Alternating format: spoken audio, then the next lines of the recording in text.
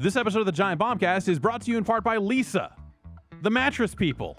They've done away with that awkward showroom experience that comes with all that bed buying you do. All the weird people trying to sell you beds and like, hey, lay on this bed. Like, no, don't do that. Lisa will send you a bed in the mail. You can order it online. Comes to your doorstep in a box the size of a mini fridge, and they'll give you 100 days to try it out. You can get that offer by going to leesa.com/bombcast and entering the promo code BOMBCAST. You'll get $75 off at checkout for doing so. $75. leesa.com/bombcast and promo code BOMBCAST.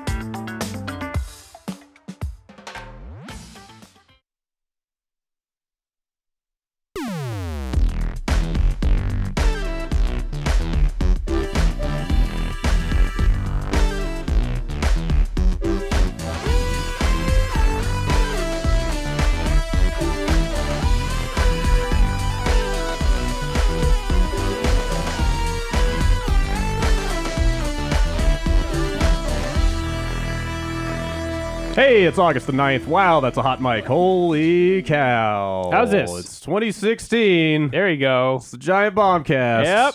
I'm Brad Shoemaker. I'm awake now. Thank you. Hello. For bellowing Hi. into that microphone. Yeah. And giving I me... was talking my normal volume. well, that's okay. Yeah, that gave it to me. But then the power of electricity Well, okay, go on. made it louder. Uh-huh. That's how it works. Oh, I thought you were going to break down electricity from the beginning. No. All right, you put the key on the kite. I'm going to wait for Dan to come back. Okay, all right, yeah. We have lost a Dan Reichert and gained a Jeff Gersman. Hello. It's, yeah. How's that? Is that a fair trade? Is that okay? Okay, all right, good. I will leave that to the panel of Okay, experts. all right, yeah, I'm back. You are back. Hello. And you seem to have brought an entourage. Yeah, I met some people out on the road. I ran into this RV with this giant Canadian man in it, and then he said, "I'm starting a video game company." Waving contracts around. And I was like, "I don't think guys making a video I game? don't know We'll that buy you it." started it, but okay, I think I've heard of these guys. But all right." And then he said he wanted to bring his whole crew here. Okay. And he's like, "I'm the CEO. I'm a big deal. Look at me." And I'm like, "All right, cool. Why don't you What's your introduce us- credentials?" And he said, "I know Method Man." And I'm like, "All right, well, okay, you should come on this show then." Why don't you introduce us to your CEO friend and friends? All right, well, yeah, we have the Iron Galaxy trio here.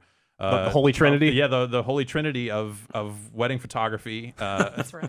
Adam, good. Adam Boyes, strong. incoming CEO of Iron Galaxy. Hello, Jeff. Hi. Hi. Welcome to Thank the show. you. It's awesome to be here. Thanks Yeah. for letting us park out front. Yeah, no Do problem. you guys validate? Yeah, we do validate, and you can hook up the RVs like sump pump You guys have the stuff so that we have the sewage. whole sewage thing. Awesome. So Great. you Because can- Lang's been in there all morning. Yeah, We just letting it run on the street. Is that a bad look? not for San Francisco. Okay, it's cool, fine. cool, We might have 9 new residents that we can't evict. Hop-ons. Yeah. Chelsea Blasco, you're is Chief Product Officer now. Yes. Yeah. Okay. That's the what we decided CPO. on. Yeah. Exactly. Here as well. Great to finally have you on. Thank you. Nice to be here. You've been there for a good long time.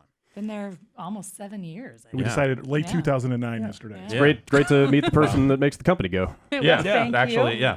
And Actually runs you know. things. yeah. Someone has to. We know it's not me. Power. it's we the know power not gonna behind be- the throne. Yeah. And it's certainly not Dave Lang. I guess what I do it all so he doesn't have to. Yeah. So yeah, That's for the best for C3PO. everyone. C3PO C- is my official title. Okay. I'm primarily a protocol. I did have. Give us, come on, give us a spiel. You really should have worked this out. You practiced workshopping it. You it. practiced it so many Go on. times. I started. That happens when I start laughing halfway through. But no, founder is the title, Jeff. Founder. Yeah. Because that sounds like very presidential, doesn't it? Makes it sound like very. I'm the founder. I'm the founder. As a founder or co-founder or whatever, I sometimes I think it sounds weird because it's that to me that always sounds like someone who's not there anymore. Yeah. Right. But I was there from the start. I'm founder, but Did get a little bit of that with the announcement where it was people. So like I think titles are stupid. they totally are. I don't care about titles at all. Yeah. And so I'm like, literally doesn't matter. Just put founder. I don't care. And then someone was advising us. It's like, you should probably put founder and something, like founder and president or founder and this. I'm like, I don't care. It's founder. It's fine. And sure enough, then the stuff goes live. It's like, well, did Dave kill Adam? What happened to Dave? Is this a bloody coup? Is Dave still there? Like, nope, still here. Still ineffective as ever. Yeah. So, Great. What's your day look like now? Still pretty much the same, actually. Yeah? Okay. Yeah, I get up, immediately start boozing. Okay. All right. Take my Uber into the office. Yeah. Sleep for 3 hours. Yep. Liquid lunch. Mm-hmm. Nap. That's when I get some work done. for an hour. I get During some the work nap. During the done. nap. By You dream. The T-zone. The T-zone. so he isn't messing anything up. Then I Uber at home. Yeah. Then cash checks. What? Yeah. So that's what I brought with me. Okay, good to know. Jason A. Striker's also here. How's it going? Super glad to have these guys Yeah. here. I wasn't fun. even expecting them. Then all of a sudden they just show up. Looks like- That's great. You've got a little more elbow room this week. Yeah, this is How nice is that? so relaxing. Yeah. Yeah. There's a placid kind of demeanor about you. Am I glowing? The last week or so. Yeah, I've never been seen feeling Jason so really calm. good. Yeah, and just So relaxed. happy. I think. So Dan free. Yeah, but then again, I know it's only temporary. Yes. So, Are you counting the days? yeah. First of Are all, we all? don't rule anything out, first of all. Uh-huh. And this is classic addition by subtraction, is it not? Like, you remove the weak link, and it lets everyone else fill that void of dead space with productivity and ability. Exactly. And now you're one person down, but you're so much bigger, stronger, faster. It's disgusting. We got so much done last week. Oh man. Yeah, I mean, yes. When I was out, I looked at the site a couple times. I was like, damn, there's some stuff getting done. Yep. This is great. And we were down I'm 2 gonna, people. I'm gonna Yeah. never show up again. You don't need to. We got this. I'll just be founder. Yeah. Great. Yeah. Yeah, it works. Drunk in a ditch Yeah. somewhere. The minute I left PlayStation, man, the place overnight, way better. I know. They shipped No Thank you Man's for Sky. Yeah, I Like, know. it was all- Finally, they got it all these done. delays. I was keeping it down. Yeah. I was like hiding it, and then Kept kicking it back. It's like, no, it's No, just, this no. text doesn't look. And John there's Drake's like, I just want to let it. Come on, let's just approve it. I'm like, no, not on my watch. Yeah. Could we make it a Western? There's still time. Here, those are hot. A lot can get done in 5 weeks. Yeah. Apparently. It happened. Yes. I want to talk about that game a lot, but let's talk about Iron Galaxy first. I want to say hi to Drew too. Oh yeah, Drew What up, Scanlon. Drew? Drew. Hi. Drew Hi. Scanlon. A lot of Whoa. people. Manning the command station. Yes. This is the most people we've had on a video podcast. The stress test. Yeah. So far. Yeah. We didn't quite max it out. We got one free mic. That's right. But You get better looking every time, Drew. Oh, thanks so much. I didn't think it's possible. But, It's pretty good. I ran into so a good. thirsty right It's now. pretty good. I ran into a branch this weekend. Uh-oh. Cut my forehead, and I got mosquito bites on my forehead. Oh no. Yeah, Oh. forehead's See, had a but rough for time. you, Can't it, zoom it- in. it just works for you. Yeah. It just Yeah. works. Yeah. Yeah, it's more rugged. I think I can rugged. pull it Yeah. off. Yeah. if anybody can. all right, Adam. Yes. So you have not Right. relocated yet. I'm in the Is that- process. so you're- we have you're- people okay. packing up Yeah. all the stuff in my house, which is super, super interesting. Yeah. We're Wait. putting everything in boxes. I've been seeing tweets from you that you've been in an RV for. I did. What So seems like a month. originally, the plan was to get everything packed up and then RV across the country towards Chicago, like I did the first time I moved there. Yep. When Midway relocated me, they said, "Hey, we pay for relocation costs." I said, "What does that entail? I've never moved before." An RV. And like, we reimburse all of your travel costs, like any travel. Yeah, just submit the receipts. I'm like, so you could just like as long as you get there with your things. Like, yeah, I'm like up to what I think it was an $8,000 limit or something like that. So I called up Cruise America, the RV company, Classy and establishment. I was like, hey, how much is an RV? They're like, oh, it's like $2,500 to go one way across. I'm like, and so I called up Midway. I'm like, so I could just do this and. So I called up a bunch of my friends. I was like, would you guys like a free road trip across to America where my new company is paying for all of our beer and pizza and stuff like that? And that was the first time. So we're like, let's do that again, but the family edition. Right. No RVs were available for a one-way trip. So instead we said, let's just do sort of a big enjoy the West. And we hit 4 national parks over an 8-day period. That's great. And all of our moving stuff got totally screwed up. So we didn't pack beforehand, so it wasn't on its way to Chicago. So instead of packing today, it should be there Tuesday to Friday next week. Yeah, I think I was at your place. Like, what was it, like 2 weeks ago Yeah. now or It's something. been There was packed a for lot like of boxes. 6 weeks. Yeah. Yeah, and my wife, she's a horribly efficient packer.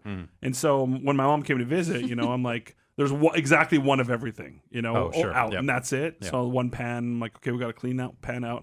Because the other one's in that box. I should just take it out and then put it back in again. But yeah, and then I had I leased a electric car, a little Fiat, and tried to. I'm like, oh, you could just do swap a lease. That's what I did with my, when I got my like Toyota. A bunch of different companies allow lease swaps. Yeah. Turns out they don't with Fiat. So I'm taking this little electric car that is not sold in Chicago to Chicago. No. And this is going to be, I'm just going to call it my snowmobile because this thing is going to be, it's going to end horribly. This Yeah, thing that doesn't seem like a good car to have in a place where it snows. No, like not I at all. understand why they wouldn't sell it in Right. Chicago. Yeah. Also right next to, Detroit, they're going to be like, what is this electric bullshit? And not even like the cool Tesla version, but like the Right. little $180 per Yeah. month lease version. Yeah. So What do that people? should be good. What do people do in Chicago? Like chains on the tires or No, Salt everywhere. Just, No, they just just would front wheel rather- drive, only front wheel drive. Okay. Yeah. And they'd rather just like careen into the ditch versus actually I driving just keep correctly. a shovel in my car. Yeah, the city proper has a Ice pretty chipper. zero tolerance policy for ice in the roads. Like the first hint that there might be a storm, they put salt down immediately. Yeah. So like it ruins everything else in Yes. your life. Especially electric cars, it just corrodes them. Great. Yeah. So Perfect. I'm really excited to return that. But if you live in a neighborhood, they never plow for a week and a half. Yeah. You have to basically shovel your own street. Only the main thoroughfares, and then Yeah. good luck getting out. Yeah. So why wouldn't you want to move back to Chicago? Sounds great. right? Yeah. Yeah. Yeah, So, like yeah. so what's the first order of business once you get out there? What does life look like? So we had, once you just to set that up a little bit, we had Lang on the podcast, I guess, a couple weeks back, and he kind of talked about some of the games the company had published, and kind of saying like, oh, maybe that was kind of limiting. And now, boom, you've entered the picture here, and this press blitz, all this other stuff. It seems like Headshots. that there Here's is the this photo kind shoot. of concerted effort to make Iron Galaxy Great again. great again. Yeah. Where I can only hope. Again. So this seems like it's a real push, like kind of across the company to like get into bigger things, I guess. And would you say that that's accurate? Yeah, I mean, I think there's been a lot of great stuff that's been built so far, and now it's just about like how do we go to the next level, right? How do we? There's more platforms than ever before, and this studio, 130 people deep, 2 different offices. I mean, they've done incredible stuff in the past. So how do we take that to the next level and make it even more amazing than it's been? So yeah, we got a lot of cool ideas and stuff we're cooking up right now. Yeah, I think for me and Chelsea, we want to do like more stuff like publishing and more kind of business experiments and try to make other things work. Yeah. But we were just so busy like running the company, we didn't have time to plan anything down the road. And so when we're thinking about like, okay, how do we fix this problem, right? And it's clear we need some more firepower at the top. And when we couldn't find them, we brought in Adam. So, Smart. Yeah. it's a good On fallback guy. waivers, on free agent waivers. Yeah. But like our jobs haven't changed. Like Chelsea still runs. Still run the studios Yeah. day to day. Heard the cats. Exactly. Yeah. Oh no. I'm the official drinker. Yep. It's kind of all He's I do. the face. Yeah. What's your morning drink of choice? Actually, mimosa would be my Yeah? go-to. I actually Okay. don't, not a big morning drinker guy, actually, jokes aside. Yes. I mean, morning is like 6 a.m. we're talking. I don't. He's still passed out on the Anything- futon in the anything back before room noon by was- then. Yeah. No, my thing is if you see a lot of people like, oh, you should hair on the dog to ward away. No, Like, no. So first of all, if you never sober up, you never need to worry about that. That's true. Yeah, that's my So motto. just keep going. Just never ever stop. Yeah. Just a steady buzz. Yeah, no, I established a pretty firm like let's just not. I actually don't like drinking while the sun is up. It makes me feel like a bit of a dirtbag, which is why casinos are great because you never know when the sun is up, and then There when you it's go. like 7 a.m. or something, you're just like, all right, well, let's just keep going. But yeah, I don't know, the mimosa, like the Bloody Mary thing, it just never worked out for me. Same with lunch beers. Like I would find like you can either have Yeah. 0 beers at lunch or 4 or more. Yeah. You can't just have a beer or 2 at lunch because then at 3 o'clock you're just like, no, I'm sleeping. And at one point, when I was drinking a lot more frequently than I am now, I had built up such a tolerance that there was this point of like, what's the point of 2 beers? I would just get 2 Diet Cokes and like it's the exact calories, same. It's yeah. like, let's go. So it's either 0 drinks or 9. Right. And actually, now that I'm drinking less frequently, I can have like 3 or 4 drinks And and feel just go a like, little bit- okay, Yeah, all right, now this is happening. How about I stop? Yeah, this is all right. You don't need 2 bottles of wine. No, It's no. a glass or 2. Yeah, and that's been okay. I should try the same thing with caffeine because now like caffeine has no effect on me anymore. Yeah, same here. But yeah, You taper down a little bit. yeah, The reboot, the liver reboot. exactly. Yeah. Yeah, Jeff, you have returned, as we said, from your sojourn. Yeah. Your walkabout. I did. Something Yeah, like that. we went on vacation. We always planned to have like a short non-honeymoon trip right after we got right after I got married to my wife and to whom I am married, and that trip was a fucking shit show. I had mentioned it a while back when it happened. It was just a train wreck. That was of a bed and trip. breakfast And trip, right? Yeah, Oh, yeah. man. And it was, we left early. It was just we were like, how about we just hang out at home instead?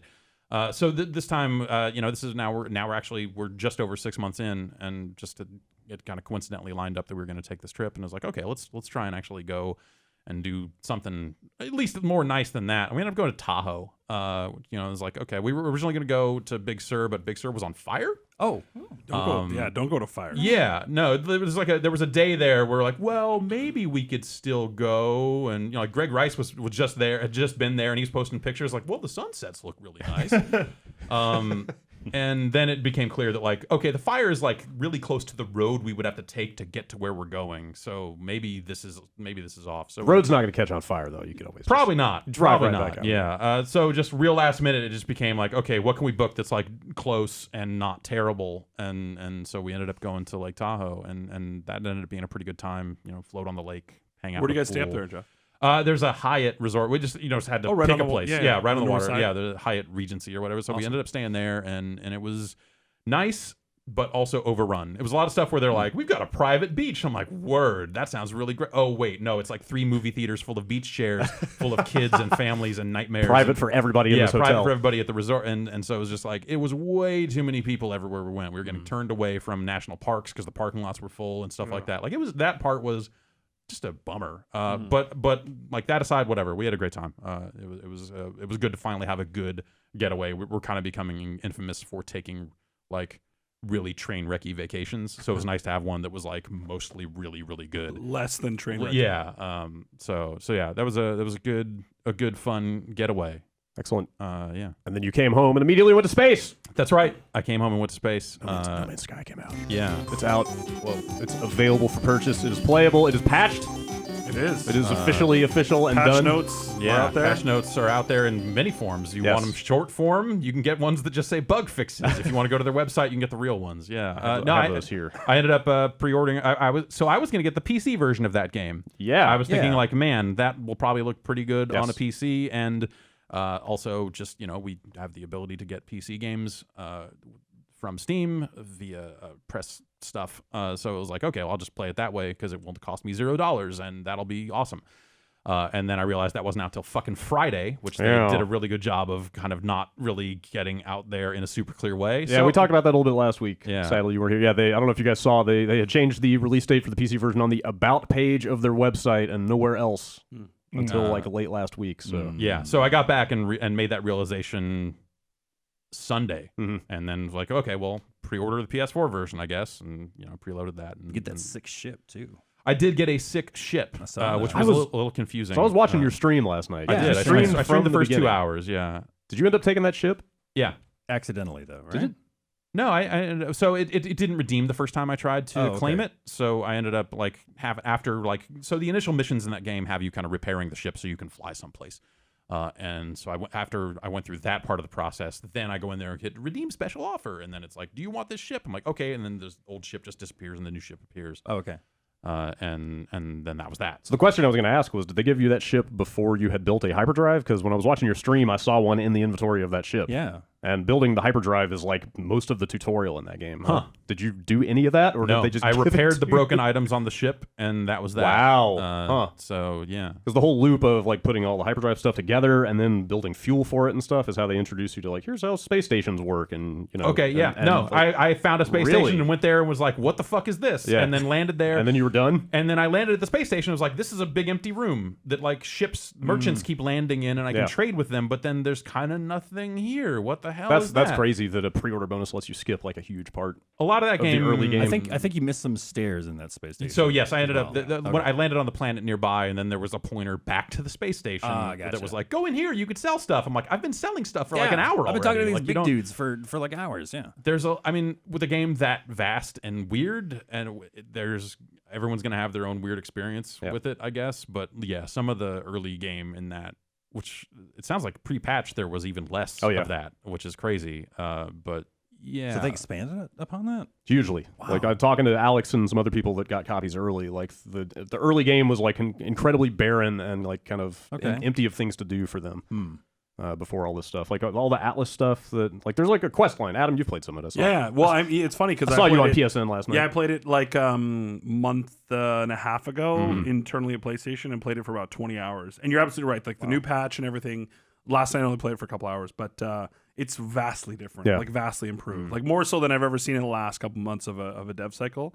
But yeah, it makes it a lot more sort of easier to pick up. But you're right, Jeff. When you get that sort of pre-order bonus, you skip a lot of that stuff. So Yeah. Huh. that base understanding is a little bit lost. But I think there's enough. I think this is one of those games that's obtuse enough that sort of it leaves it to be interpreted by a lot of people. I think it's going to be one of those games that a lot of people go to, Wikias and Reddit to sort of find, hey, where are the shortcuts or what do you need to look for? Because when you first land, even when you are just trying to collect and improve the things in your ship, you're just like, oh, there's thallium. Yeah. You're just Right, like, I'm just going to, and then your inventory's full. You're like, okay, how do I? So it's sort of, for me, it was even the UI, just even the early parts of the game are just like, okay, well, what am I doing? Okay, is there a skill tree here somewhere? Like that sort of stuff wasn't clear. I was watching your stream and watching you have the exact same reaction that I had in the first hour of that game. Like they throw so much at you, There's so a many lot. recipes and systems and like Yeah. inventories on top of inventories And then a lot to take in. I encountered a door early on that was just locked, and it was like I couldn't blast my way through it with my mining gun. I'm like, okay, well maybe these are just here for show. No, it turns out you can go inside and get blueprints at some other places. I'm like, oh, well, crap. Okay, good to know. or access key level 1 or 2 and stuff like Right, that. yeah, that sort of stuff has not been explained yet either. But I read something a little. Yeah, I bit still about don't have an Atlas Pass. I about don't some of even the know what that Atlas is. stuff. I had a scared moment where I was like, is this Atlas Pass like DLC? Do I have to buy? Do I have to spend money to open this stuff? But no, that's not the. No, I the can't. case. Yeah, I think there's a lot of things in that game that people are just going to have to sort of discover and share and stuff like that aren't as clear as they could be. But yeah. I think that's kind of, to me, that was the charm of it. Like being able to go through and be I figured this stuff out, or now I know how to craft that part, Yeah. or like figuring out those crafting recipes and like, I don't have enough stuff to buy that one thing, but I went to the trading marketplace and was able to buy that one ingredient I need and stuff like For that. me, it's that it feels like it's half there in some cases, and maybe it's because of the hyperdrive stuff that I was able to skip that's the case. But if you go to the galactic map when you're in space and try to warp to different systems, it has like a path in there that's like, hey, this is a warp that's going to get you closer to the center of the galaxy. Yeah, and it defaults to that. Like there's just a line from Yeah. star to star to star all the way to the end of the game that you can just follow. But if at you no want to. point prior to that had the game ever said, hey, maybe you should go to the center of the galaxy. Yeah. So if I hadn't heard them talking about the game prior to release, like I would be like, why do I want to? I still don't exactly know why, but at least like I know in theory there's a reason to do that. That's where the good crafting parts are. I guess that's right. why you wanna go there. But then you wouldn't get to name as many planets. It's true, right? I guess I am going to probably hook up a keyboard because I named a couple of things and I was like, all right, I'm not. And that's a whole part of it that I didn't get to experience early on because I was always playing sort of offline. Right. And so the whole uploading and changing names, stuff like that. So seeing planets named Lang Zone already being tweeted out. And of course, all my planets were Adam Boys, Boys Town, Adamville. Like, just got to name everything. You're like, because somebody's going to discover this one day. Like, look what I found. It's just like the equivalent of like millions of people just like peeing their name in the snow across this like fake galaxy. Or when you get to one of the big signature walls at like a conference, and you're Right. like, "There's an empty space right there. I could just write stuff in it." I think I think a lot that's going to be exciting for a lot of people to just be able to go to do that. And I'm like naming the animals and the vegetation the dumbest stuff, right? Like I saw this one weird plant and it just looked like fists. And I call it Harambe's hands, right? Just like trying to be as goofy as humanly possible. The first planet I was on had like almost literal Super Mario Brothers Goombas on it. And I So was you like, named them Goomba? Yeah, I named it That's a Goomba. And I can, but I guess like that's the other part that only feels like it's halfway there because I want to see someone encounter that, but I'm never going to unless or you might. Or I might. 15 quintillion planets. Right. Yeah. I can't help wondering if people will ever see that stuff though. Like Sean Murray finally got out there and tweeted like what was it 3 days ago or something, or maybe it was 2. Yeah. Very recently, A little too recently. he went out there and just said, "Hey, this is not a multiplayer game." Like very definitively, like don't come here looking for that. Which like they've said that around the edges of their messaging, I think, for a long time. Sure. But the idea that someone would have to get out there and say that like a couple of days before the game gets out, I think speaks to like maybe the messaging around the game. Yeah. Like he flat out said, like it is very unlikely you were ever going to run across anybody else in this game. Like just get used to it. Like, what does that even mean? Yeah. What is it like unlikely? Like what does that mean? Yeah. Well, because they Does it have mean servers. is it right? possible? They have servers for Yeah. PS4. But yeah, that would imply that it's not, that it is multiplayer in some capacity. I mean, I think if they've gotten it's- out and said that it'll instance like 2 people together. If they get close enough, you'll see some sign of them. Really? I'm Okay, still not I didn't super even clear know. I on didn't that. even think that was the case. Yeah, I'm not sure. That's terrible. That like that's the thing. We're like, I'm not sure what this. Like Yeah. that's really crazy. And Well, I get like if you the game find the needs to Lang Zone be- planet, we could all meet there. Let's Okay. just plan Meet for up, 3 yeah. weeks Yeah. from now. Do a meetup on Lang Zone. See, it's one of the nice things about Starbound, which is like a pretty similar game, except it's got like all the kind of crafting and building stuff that a Terraria has. Is like in Starbound, they've got coordinates for all these planets that you can just kind of punch in, or when you're on the server, you can warp to another player and kind of have your multiplayer fun, and then go like, okay, I'm gonna go back to my planets that are all the way over here, and theoretically you could go to them because they're just seed numbers and all that other stuff. But it's a little different. I appreciate the way that game kind of handles its multiplayer stuff. And yeah, I don't know, the way this game, like I really enjoyed my 2 hours with it. This is the first time I've actually gotten my hands on it. Yeah. And I think it's really neat. I just wonder how much more there is to it. Because that's the thing is, something like a Starbound or just Terraria mining or crafting. yeah, if I'm just out there with a mining gun exploration. blowing holes in gold and standing in the middle of all this gold and going, this is neat. Yeah. That's It fun. feels really good. Yeah, but the Sure, mining but- actually does feel weirdly good. Yeah. Carving out the big, Yeah. Yeah. rare different items. and stuff, yeah. and but there's 18, million thousands of planets out there, Quintillion. and Yeah, quintillion, right. give or take. And you get to a new one, it's like, oh, this one's more purple. So but- so like 100%, the variety I've been seeing between Yeah. planets is how much grass is there and what color is it. Like that's kind of it so far. They all have like the same topography, right. same like kind of quadrupedal animals, like with like tiny little variations. You're It's gonna like, this one's got a see horn, or this new one's got weird like aliens. You're gonna mine some more stuff. But it's like it's all okay. like tiny variations on the same theme, not a lot of like, oh, this is a desolate, dead fucking desert planet Right. that is going to murder you the second you land or anything. I haven't seen stuff like that so far. Interesting. like I've ended up on worlds that were cold, and they Yeah. popped up Yeah, a meter, totally. and, there's cases where it's like, oh, the atmosphere here is rough, Yeah. so your stuff's gonna drain. I mean, faster, I was watching your stream. Like you had like a really nice temperate, Mhm. like it looked Earth-like. Like you had like green plants, yeah, and blue sky, and like I kind of wish that I hadn't left. Mhm. Because I wish I had kind of hung out there and like really seen like what's everything on one planet. But Yeah. then I kind of with all those planets, with so at many some point out it's like, there, yeah. why stay anywhere? Oh, You're just like, man. I guess I'll just go somewhere Yeah. else, because it's not like I'm building a home world, and maybe Yeah. they'll patch that in. They are so someday. the end of these patch notes Uh, say that the next update they're going to add base building and the ability to own space freighters. That's crazy So, like, stuff that's- to like right. not have Well- like I don't know. Like it's a living game, and well, we can talk about like the day one patch aspect of this, I think, in a bit here. But like I think that even Starbound had like the core of its game roughly in there at a point where it's like, okay, you're gonna build, you're gonna do this, you're gonna do this. I think like adding like base building and all this other stuff after you've already kind of like gone dozens of hours in these galaxies and gone places, at some point you're gonna be like, oh well, okay, I guess I can make one of these planets matter a little more now. Do I want to do that? Like we'll see what they put in. Yeah. But that just seems like something that at least a hint of it on day one, I think, would be really meaningful. Yeah. And not having any kind of hint of that right now, I think is weird, is really weird. But it's a really weird game. I mean, I've had like zero expectations going into this, but I'll tell you what I want. Like, I want to go into space. I want to have a relaxing time. I want to explore stuff. Does this game offer that? Yeah, totally. yeah, Like if you just yeah. want to like experience like this chill vibes simulator, Yeah. and like go shoot rocks, and occasionally these little robots will be pissed off that you blew up a rock, and they'll be like, Fuck hey, those guys. All So right. it gets dramatically less chill the deeper in you get. How many Yeah. systems have you jumped to? one. Okay, so yeah. I'm on the third one now, Yeah. and the planet I just had to land on, which has like a story quest on it, so I had to go there. The robots were rated as frenzied when I landed, Okay. and literally anything I did, if I like looted a plant, 3 robots would still show up and start shooting me. Nice. So like it's not always as chill as you think. Good. I mean, it's good that it changes. Yeah. Not that I need the game to be some big combat thing. Yeah, and I had some space not at pirates all. jump me. Like apparently, like the patch notes say, like the better cargo you're carrying, the more threat of like hard pirates Oh.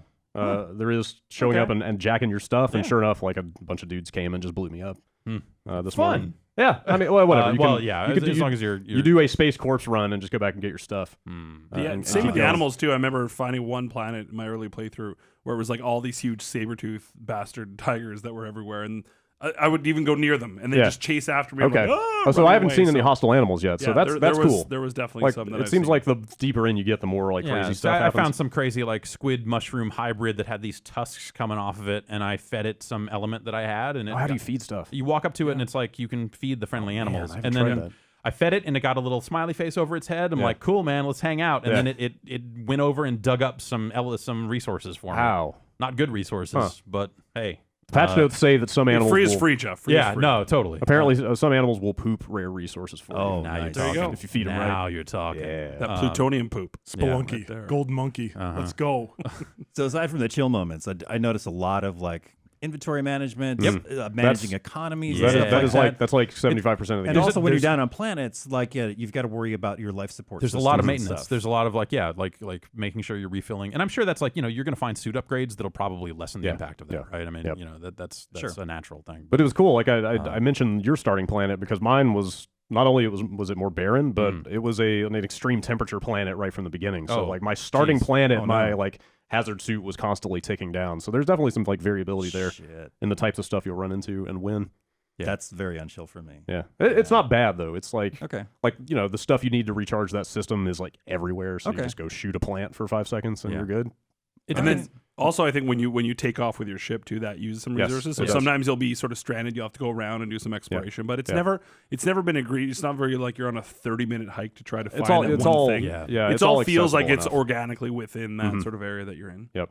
Yeah, and it's really pretty. I like it's like the colorful nature of the planets and stuff like that. For as grimy as some of it looks up close, like the kind of wide view of things. I think it looks really it's nice. capable of producing some really nice vistas. Like the like flying over planets and landing and stuff. I think is really elegant in terms of just hit square and land. It's not that's kind of cool. It's not going to be some fancy. But like flying around those landscapes too, I noticed a ton of like pop in too. And I hate to like nitpick about that, but I don't know. That kind of takes me out of the maybe that's a PC thing. Right. I hope so. All the flight stuff feels incredibly video gamey. Like it holds your hand to it. Like there's no like you can't crash aspect. into the planet. You literally cannot run into as much the terrain. as I want like to crash into the planets. Like it won't let you fly into the land. Though I did land on one planet and it just buried the front half of my ship in the geometry. So that was at least fun. I managed to land on the top of a tree at one point. That's cool. It was really good. I was trying to one time like bring the ship closer to be able to like get iron and carbon like from floating above and just be like shoot that. Can you? No. Okay. All right. I tried that as well. Your ship weapons don't do anything to the terrain. Okay. Because I was like, okay, I think I can shoot at the ground so I can just like power through some mining here. And I'm like near some town looking, some galactic camp or whatever. And I'm just like blasting all around. I'm like, if anyone lives here, they're probably pretty pissed, but whatever. It's fine. I love all these like base level instincts like people who play games have. Like I was watching Alex's Quick Look last night, and like warp into this system, and there's these huge space freighters, and Vinny's like, "Oh, fly into the engines! Fly into the engines!" He's like, "You can't. I already tried." He's like, yeah, the nightmarish things that people want to do to video games. I mean, the game with this many like clockwork systems running at one time, right? You want to get in there and see how you can break them. And I think to that, and Sean Murray's mentioned this before, that it's not going to be a game for everyone. Yeah. But I love these questions. Like, there's so rarely now a game comes out where you just don't know a lot about what it is and what it becomes a month from now or 6 months from now. I think it's going to be super, super neat. And that's the part that gets me super excited about, like, what does the future? I know, Jeff, you're like, you expect sort of the game to have the fundamentals in it when it launches, but at the same time, that journey of a game sort of more as a service 6 months from now, 12 months from now, super, super neat. And like the games as a service thing, I really love. And I think that's generally a positive thing for games. Yeah. I mean, you look at something like Hitman, that game is totally reinvigorated Hitman. Like I was not really a huge Hitman fan. And I'm like kind of poking around at the edges here. And like I haven't played a ton of it yet, but I'm watching these guys play it and just like, man, it's so cool. And the way they're rolling it out, I think is really smart too. With No Man's Sky, I think it's like, games as a service and all these updates, like that's standard, right? A zillion games are in early access on Steam right now, patching massive things into their game as time goes on. That's just kind of the way of things. Where No Man's Sky is different is where they're like, here's a $60 game on a disc. Yeah. Marketed by Sony. This major company, this major tentpole release for this major console platform. It becomes like the perception of it, I think, becomes a little different at that point. And also, it's hard for me to plunk down like $60 on something that I don't know what this game is going to be, and I don't know if I want to stick around for 12 months, to find out what it's going to evolve into. It's one of the hard things with early access in general is that leap of faith you take in a game that is like clearly at the start of its life, whether it's being marked as finished or not. With No Man's Sky, I think it's a little extra weird because, this is a percentage of players. Like I don't want to. This is not some huge deal. I think, sure, but. You do have those people that buy the disc and put it in, and they're in some situation where they don't have internet, and now you've got this day one patch that bolts on like substantial things. I mean, it basically rewrites the flow of like the story stuff. Totally, like it's and that's it seems significant. I'm not some geek off the streets. I understand why games go gold at a certain point and why day one patches exist. I'm not the thing that Rami wrote and put up. I think is great at explaining that sort of stuff. Yeah. as well. But at the same time, like I feel for the people that are in that situation where they are going to have a hard time getting that patch. And then these systems that are getting added on over time, then what does that mean for that fraction of the player base? But yeah, I guess I just don't know how large that. I bet that if you ran the numbers on that probably most people are playing connected all the time now. Yes. Yeah. I mean, the connection rate is off the. I mean, it's as close to 100% as it's ever been. And I think that's the problem from a console perspective is that like you have to at some point expect that the vast majority of people or the people that really want the premium experience are going to be connected. Yeah, totally. And therefore they're going to get delivered all the content. So that's I think always a challenge when I was on the platform side of like, you know, how do you try to be lowest common denominator but really give people what they want? I think like for me what would have actually like totally removed this entire conversation is if the game just straight up said we require an internet connection.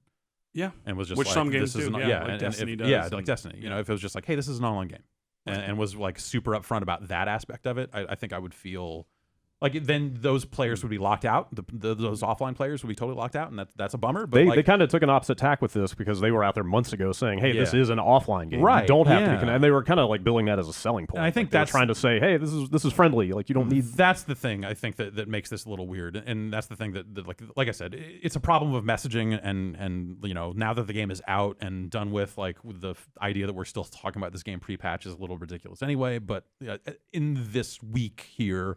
It's all a little weird. Yeah. And it is one of those weird growing pains moments for, I think, video games where we are like straddling this line of like, you know, digital downloads and disc-based games and physical media and all this other stuff. Like, we're just at a weird time right now, and that's why you have cases like this. It seems like all the problems with this release and the whole reason we're having this conversation is because of the disc release. Like that's the reason they had to lock a build weeks ago that didn't have all the features in, and why people were able to play that build because they got the disc before the patch was out. Like and that's why there wasn't pre-release sort of review copies. Yeah, because totally. It wasn't sort of complete. And it's like it makes me wonder how important a day and date disc release is at this point. Like as opposed, like you see a lot of smaller indie games putting out discs like a month or 2 months after the digital date, like with the full game on the disc. Like, well, I think the challenge is the retailers, right? Yeah. They're going to base their demand on day one. Like they never want to be a second-class citizen. Yeah. And so the day that you're not day and date, you're automatically your sales go down. Like you're not getting an end cap. You're not getting any kind they'll of self-note extra, everything. Yeah. And so that's the big challenge that they have to face because none of them ever want to feel like they used to be the primary delivery mechanism. They still are, but that's sort of transitioning. So they never want to feel like the second class. So it is a challenge. It's that balance. And I think with smaller games or smaller teams, sort of they they can do that later on because they're not banking on that big sort of day one, the push that Sony did behind it. But you're right. There is what I loved about Rami's article that he wrote was it really spoke to the development community and people in the business.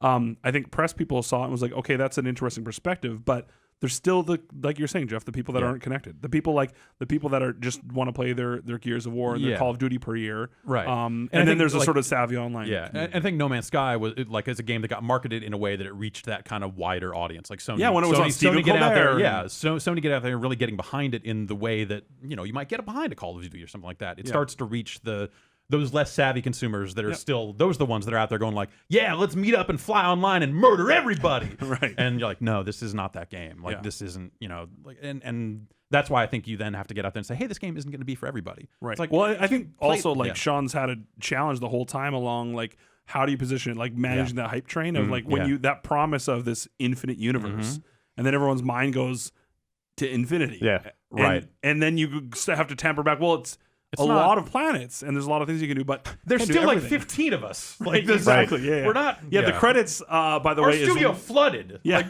Our credits are also one screen, non-scrolling. Right. So it's so it is a challenge, and I think that sort of juxtaposition between what the studio because this is a Hello Games game. Right. This is Sony like published part of it, distributing but or it's whatever. Really but it's really their game, and I think that's also a challenge because they're doing the development plus, they're doing PR plus, they're doing the New Yorker interviews and on Stephen Colbert and the BBC stuff, and that's all the same exact people that are also knocking out patches. Those are the people that would go update a website to update a release date or something like that. Right, which I don't want. So it's I don't mean to let them off the hook for that. And that's the thing is it's not none of this is like so then we forgive that stuff, but at the same time it's understanding that context, I think, allows us to be a little bit. But the industry is always like, well, they fucked up, so we should all go after them because they shouldn't do day one patches or they shouldn't do this or Like those discs all got out early, which you're right. And I love the tweet you put out, Jeff, was like, it's really actually about breaking the street date on the retail side. I mean, Sony made a decision to not send out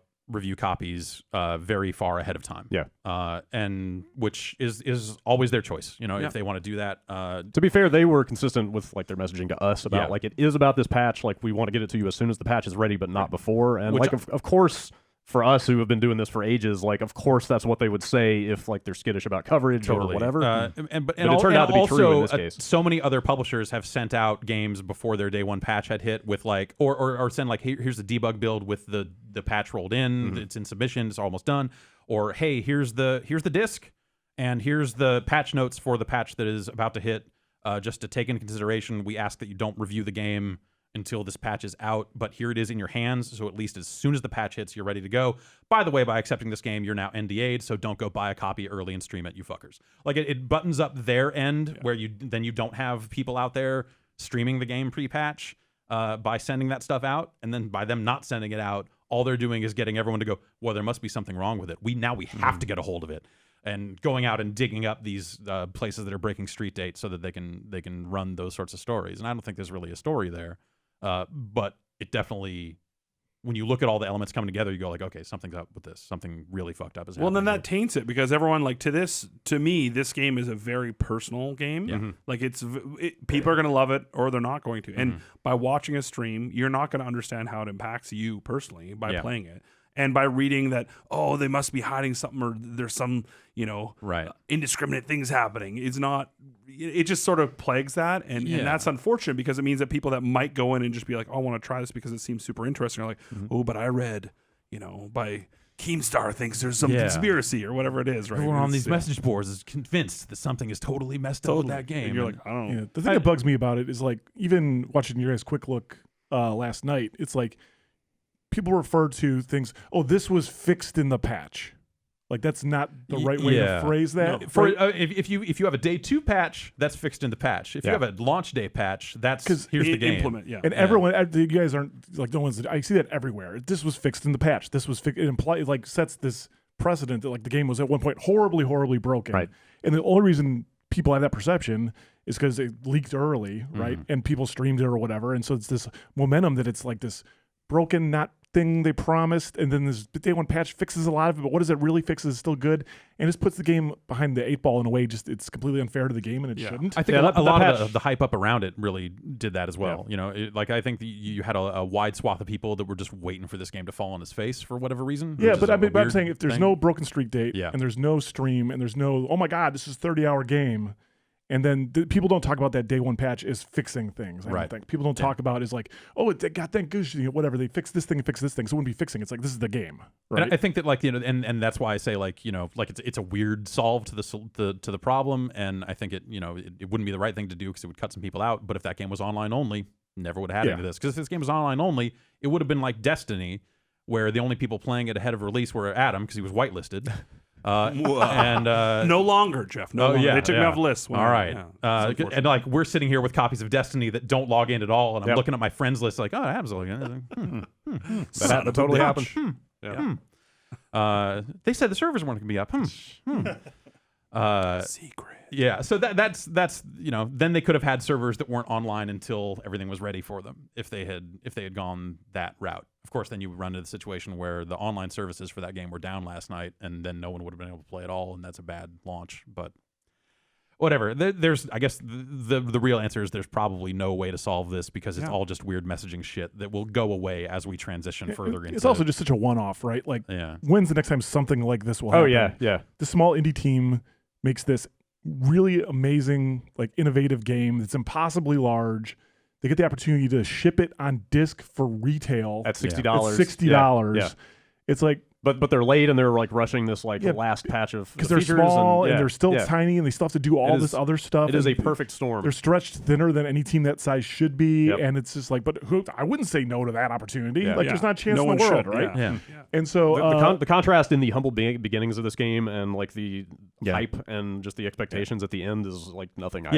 We saw that game like 3 days before it got announced. Yeah, at the hotel next door. 3 years ago in the hotel next door, like Sean and some other Hello Games people came around and Like they're Just like, yeah, you're like one of a handful of people who have ever heard of this game before at this point. And like even then seeing it and hearing them tell the story of like what they were trying to build is like, okay, A, that's impossible, B, that's amazing. Like they gave us like a 20-minute pitch before they showed us that initial trailer, and the whole time I'm thinking like, okay, this will be a twee little like 8-bit pixel art Joe Danger, but space. Like it's gonna be which tiny. I would totally play a space Joe Danger for the record. Like what I had in my mind ended up being something like Starbound. You know, it was like it's gonna be tiny in scale and really cute and very rudimentary. And then they rolled that trailer, and we're just like, what? What? How is this possible? With like 4 people. It taps into that imagination. Sean's talked about this before. It's like when you look at the sky, what's the one thing none of us really understand is how vast is the universe, the universes, the galaxies. And as soon as you set that, as soon as we said on stage that 15 quintillion planets, your mind just goes, like I said before, like to infinity. Like it's unbounded. You know, you can do anything. And so then from that point on, and when you see the trailer and you see all the stuff that we did at like PSX and E3, it's just like it tickles the right part of your brain of like, oh, this is like something I've never seen before. Like this is so original and neat.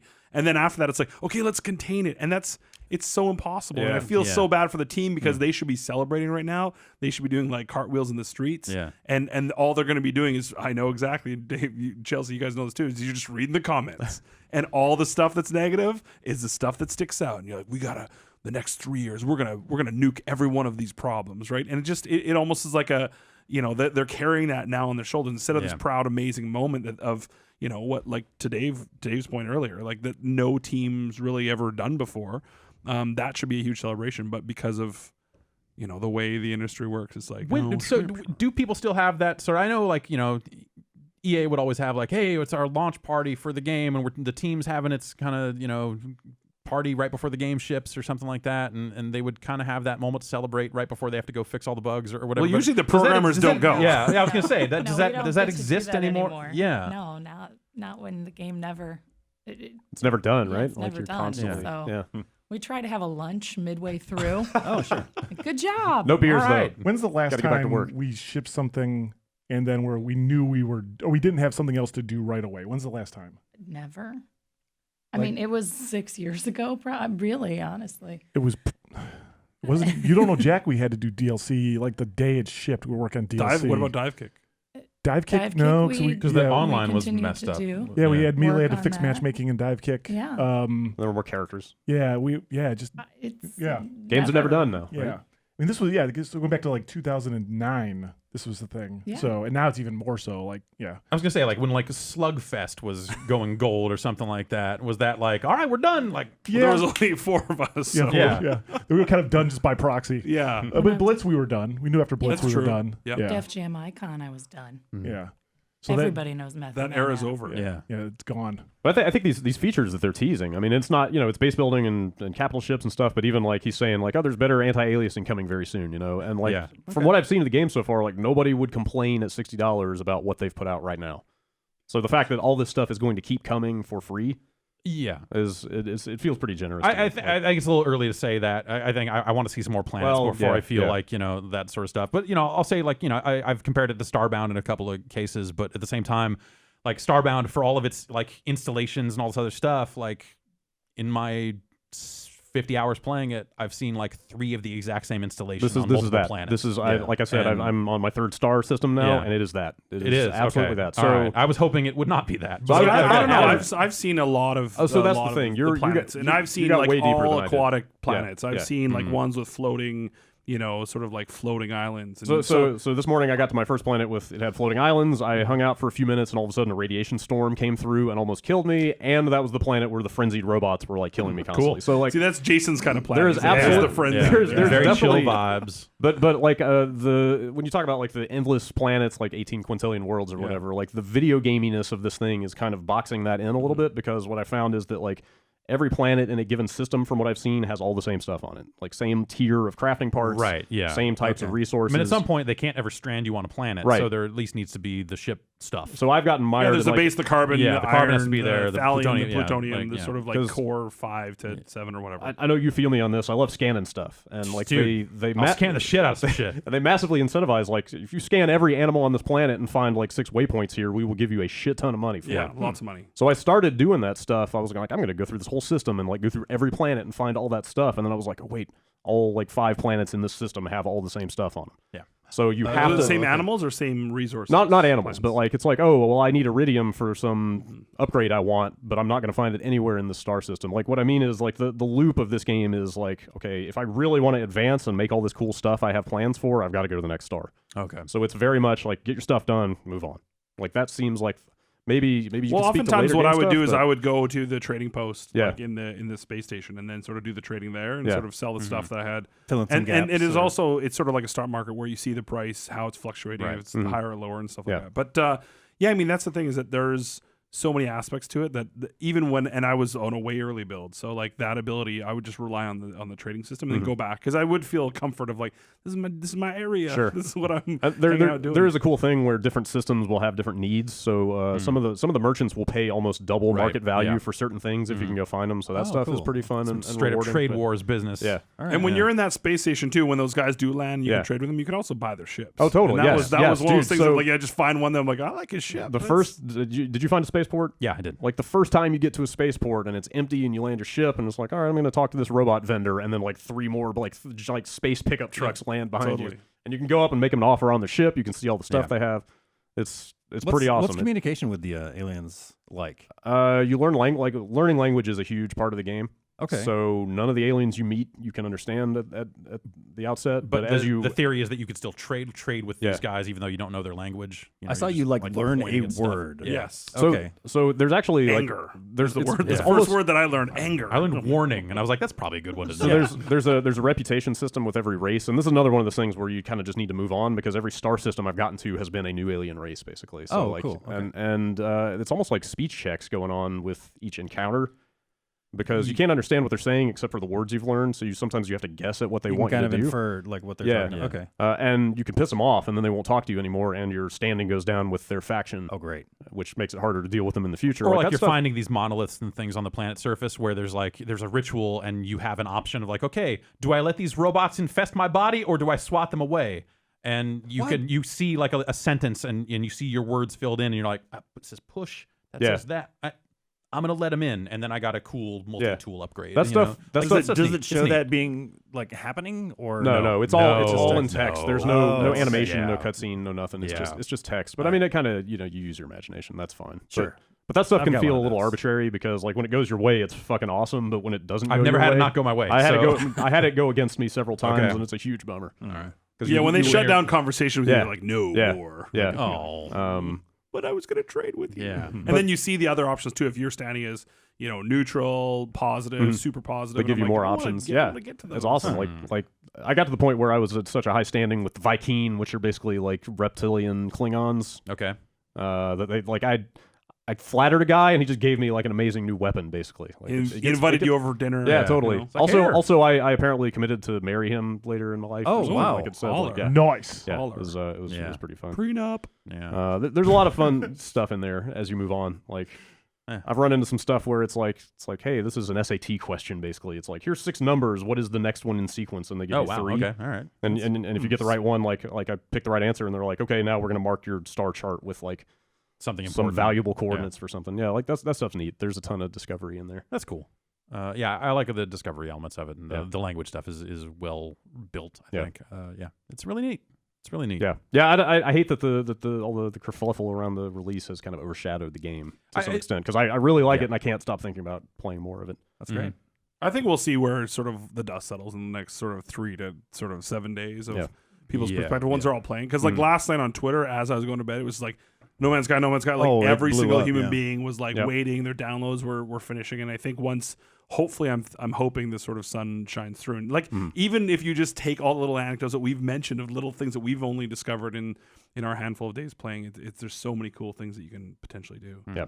And but like I said, it's not going to be if you want to blow people up and shoot stuff. Yes. It's not your jam. My early advice is just move on. Like I said, Yeah, just keep go on from keeping hop on. from star to star Yeah. as every chance you get for early on, just to keep Shit. finding more stuff. I can't, man. I Well, fucking so can't. I feel Oh. like I was ruining the game for myself by like I can't leave this planet. There Yeah. are so many points of interest. I have to look at all of them, but they all turned out to be the same thing. Really? Okay. All right. I'm gonna go with that. But I'm gonna I take think that to like heart. maybe 4 or 5 stars in, you might want to turn off that path to the center thing and just because it'll let you fly to any star you can see. Okay. So maybe after a while, like turn off that critical path to the end of the game and just like go.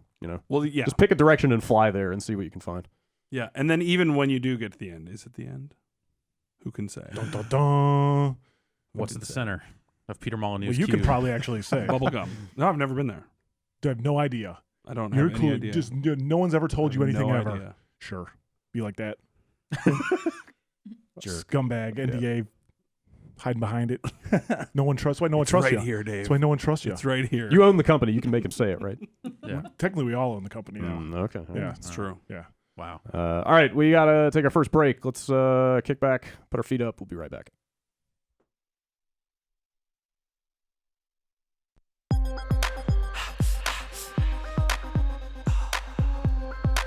No more dumb bulbs. I don't want to dumb anything. But No. especially bulbs. Exactly. We want smart bulbs. We want smart everything. We need it smart. Yep. So that we don't have to be smart. The devices are smart, so we don't have to be. Yes, I like where you're going with this. iDevices. Technology is our crutch. iDevices Yeah. is pushing us into this far-flung future. Smart future. Yes, this smart future of Apple HomeKit compatible products. Yes, like a light bulb adapter that'll turn any one of your just standard light bulbs into a smart one with some dimming capabilities. How about that? Give them some academic training. Yeah. Put that light bulb through an SAT prep course. Put some dang brains in your switches and thermostats and sockets and all this other stuff, and then you can control it with your phone. You can use Siri. You can use Alexa. You saying I don't have to get out of my chair to mess with lights? Exactly. Okay. You can just use your phone sold. and issue Star Trek-esque commands. You can stop with the pitch. I'm good. I'm in. All right. Well, they've got a best-in-class connected app if you want to use that sort of stuff, but also it's like I said, Apple HomeKit enabled. Head on over to iDevicesinc.com and use the promo code BOMBCAST to get 30% off of your order. Huh? Smart future. Yeah.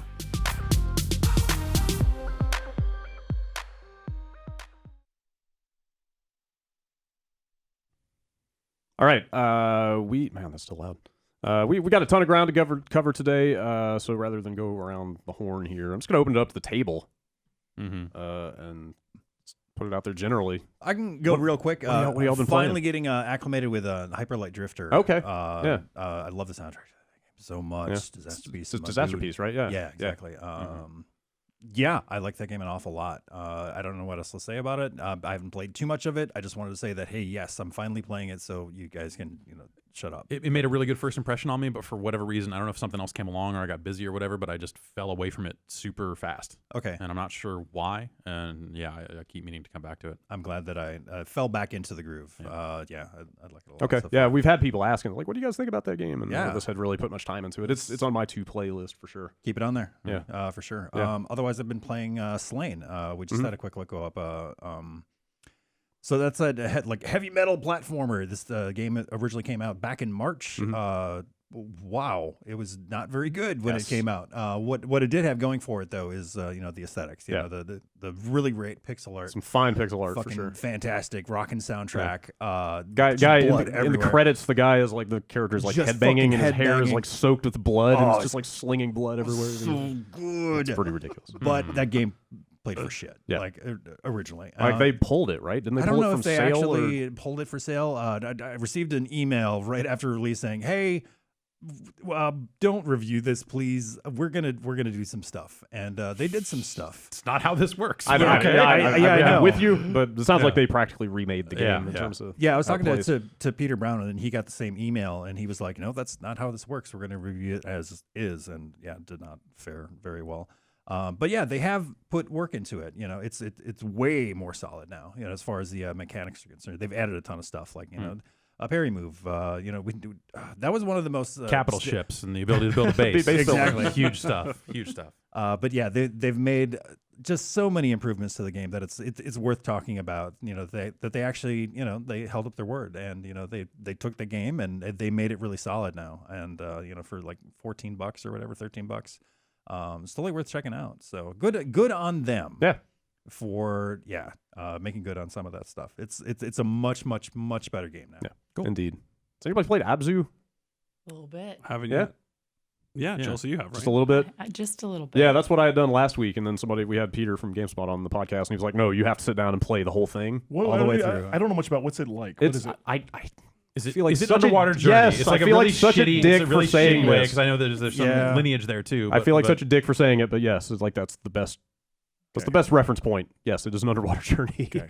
Chelsea, how long did you play for, Chelsea? Only about 25 minutes. Okay. So, So- you probably Surprised played you Not carve out that well played about informed. you played I about a know. fourth of it. Did you get to Actually, meditate? it's about 2 hours long. Oh, really? Okay. From what I Yeah, saw. I did get to On meditate. that shark head dude? Oh, that's awesome. That big statue. So I hadn't put much time into it last week, but I played through the whole thing the other night, and it's got some of the best, most graceful character animation I have ever seen in a game. Like the way that the character, like you loop around through the water, you kind of burst out the top, and you Yeah. do a flip, and like schools of fish are following you around with you, and it's incredible to look at. Like it's incredibly well Visually executed. stunning. I And know- how do you pronounce it, Dave? Abuzu, right? Yeah. It's Abuzu. Abuzu? Close. Yeah. Boozer. Well, if it actually, Desert journey. it's weird how like as I get older, like I hear a game is 2 hours long and I get super excited. Yeah, Yeah, I totally. actually love I have a that. chance to finish that. That's amazing. Yeah. Yeah. it was nice. It was nice to sit down and do the whole thing. But that game has a real reverence for the marine biology of it. Like they name all the species. You can have the Cool. camera follow them around, and it'll be like flathead grouper or whatever, and like that stuff's cool. Maybe they're totally fucking with you and just like making up names. It's possible. It Yeah. seems pretty believable, but I won't go into it. But they do stuff with that later on that's unexpected that I really appreciated, like that build up to the way they're naming the animals and stuff. So Okay. that game's really I good. ended up playing a build of it a while back, Mhm. like pre E3 Yeah. year, like last year or something like that. And yeah, it was like a lot of the animation stuff, and just like being able to see like crack through some walls and do Yeah. some stuff like Yeah. there was some really cool moments Was in it that game. was it Peter last week was saying he liked it better than Journey? I've seen some people say that, and I'm I not sure if he went so understand far, why. but- Like it's a matter of taste, but I can see why people would like this better than Journey. Like it's Does it have the multiplayer stuff Journey had? no, there's Okay. it's But it seems more visually, yeah diverse for yeah, sure. Yeah, I mean they both do a good job with that. Yeah. Getting their themes across visually. And I mean, stuff, I still have never finished Journey. Really? I mean, I finished Right, my you I had finished that- my you Journey. had that thing. but You I had that- yeah. So very quickly, I was playing with someone, and then they disappeared, and I was like, I spent some time looking for them, and like I Your heart I was slid ahead of broken. them. My heart was broken, and I had to stop playing. Wow. No, so it's so funny, Jeff. I've I had two continued. like super crazy experiences with Journey. The first time I played it through when I discovered that other person, and you feel this kinship towards Yeah. them, and you're like, now you're my people. Like we're doing this Yeah. together. Like I did the whole slide And they part, get and stuck. then I turned around. I was like, all right, now it's their turn to come down the slide, and they never came. Ooh. Right. So And they never came. I did that, and then a few years later, when they did the PS4 version, I had my daughter play it, and it was her first like real sort of 3D walking around Okay, game. yeah. And she kind of got the hook of it, and was playing a little bit, and she loved the scarf and the floating and all that stuff. Yeah. And then somebody else showed up about an hour, and she's like, "Daddy, is that another person?" I said, "What do you think?" She goes, "That's my friend." And so she had my that God. same thing, and Yeah. then she lost them. Yeah. She was like, Oh. "Daddy, where'd they go?" And Yeah. I was like, "Oh." And the way that game handles disconnects is such a bummer because the character just It sort of like melts. collapses into their cloak like they're just gone. It like, wasn't that. This person was just like peeling off faster, and I was Okay, like, "Give yeah. me, Oh, I yeah. can take the controller." She's like, "Daddy, they went up there. Let's go up there and see." And we went up there, and it was gone. I was Yeah. like, It's just "Oh." crazy how like perfectly they execute on that. Same thing with I let Royce play it. Yeah, he was like 8 at the time or whatever, and PS4 came out, and he's playing it, and he's like, he's liking it, and then he bumps into someone, and about half hour going through a couple sections with this guy. He's like, "Hey, Dad, I really feel a connection to my pal here. I really feel a connection so to him." true. I'm just like, "Yep, that's the game." So And suck it's it up. fleeting. Yeah. Yeah. Also, They'll dude, leave it's you. not gonna last. This is how the real world Yeah. is, kid. But I Yeah. feel like other people jumped in and out. You know, you could find a new friend. Yeah. It wasn't like Yeah. you never Definitely. found Yeah. anyone else. I loved Journey. But I would never so cool. find that person Right. again. And I, And at the end, when you true. see all their names, like Guess my Sniper life yeah. 420, Right, sad. yeah. So like Dark Dagger 446. So Abzu seems a little safer for me in Yeah, that sense, yes. where I Yeah. won't have to go through that feeling of loss. I'd say it Uh, tells a you little can grab bit. a fish and let Yes, go. you can Yeah. ride fish. It's pretty awesome. Yeah, I'll ride a fish. Yeah. I'll subjugate a fish. You know It's, what I'm uh, saying? It What? tells maybe What? a little more coherent of a story than Journey Okay. does. Yeah. Playing through this made me want to go back and crack open that PS4 version of Journey though, but then I was like, it's been out forever. Like maybe nobody's playing it anymore. No, people are still playing it. Really? Yeah. You think I'd find some? I play through that like every other month. About No kidding. Yeah, I Well, love how many times are you up to now? I don't. It's probably got like at least 20. Jeez. His scarf is 3 Yeah. miles long. Yeah. Yeah, game's great. Yeah. I love Journey. Got that Yeah. platinum scarf. Usually I still don't have the white get up yet. I'm not like into all the like getting every little thing. right, I just like there's I want to play the slide part. You know, I want to play the going up the tower part, and I want to play the walking up the snow part. And it's all just the rest of it just like those are my The moments. snow part, really? It was like It's triumphant. impatient. But it's triumphant. Triumphant, It's very triumphant is the triumphant. word that was going through Yeah. my It's head playing triumphant. Abzu. Like Yeah. you should really play it. Yeah. It's very similar. I'll check It's that out. it's even Definitely. got a sequence that seems like it's like skiing down the sand with the sun Okay. part. There is a part that is that. So you find what you're looking for. Awesome. I've been trapped in a weird monogamous gaming experience with Witcher 3. I do this weird thing where every year, like 18 months, I just have to finish a game and do everything in it. Yeah. And I chose that's the a wrong rough one game. to do No, because I everything in. usually That's do. impossible. It's usually with Ubisoft games. It's usually with Assassin's Creed or usually with Far Cry. For some reason, I played about 20 hours of Witcher 3, and then I put it down. And then when I left PlayStation, I was like, okay, it's time to finish this bad boy off. And I had all the DLC stuff ready to go, and I don't want to touch that stuff. I want to go through everything. But I'm making the horrible mistake of wanting to do every side quest, even when I'm out leveled. And it's like a problem. I see Abzu come out. I see all these amazing guys. I want to try Song of the Deep. Like there's so many different games I want to play. I'm trapped in, but it's let me assert hobby. something. It's a hobby now. So the problem isn't that you want to do every little thing in The Witcher, because I'm the same way. I want to do every quest. I want to do every line. The problem is that you're not playing anything else. Yeah, It's I know. not, so you have to stop that part, because you can play The Witcher. Like The Witcher, I'm like, I don't know, must be 50 hours into The Witcher. And I play it like 2 hours at a time, like once a week or whatever. And then it's in between other things, like palate cleanser. And I get my Witcher, and I bounce back next week. I get more Witcher. See, I can't though, because I have in the back of my mind I have 30 things I want to do. I'm like, okay, I need to get that. I need to get the different components. They'll to be there, upgrade Brady. my They'll still be stamina. there. And But I'll forget. Yeah, then I was the gonna say, contextual- how is the when you game about forget, like, reintroducing getting you it to back- that stuff when getting you back after in, you I'm take a like, break? damn, why was I keeping all these little goofy things? Oh, that's Yeah. Oh, should I That's activate right. this quest and follow the arrow above my head? Okay.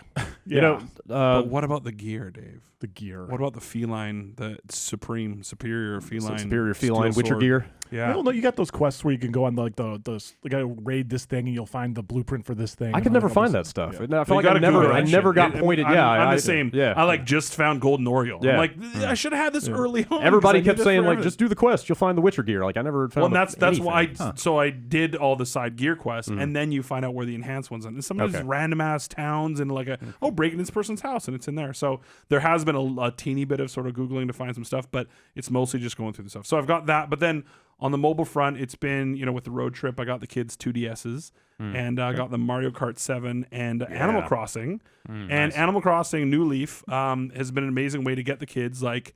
They've never really played an RPG before. And this is all sort of training wheels because I want Zelda to be our family. Like, I literally want to schedule every Saturday, every week, a 3-hour Zelda session when it comes out. Four Swords Adventures. Yeah. Because I played it. Yeah. I played it at E3 and I was like, this is it. This is going to be my kid's first RPG. And so, Does it feel good to be able to say that now? yeah, absolutely. Well, what?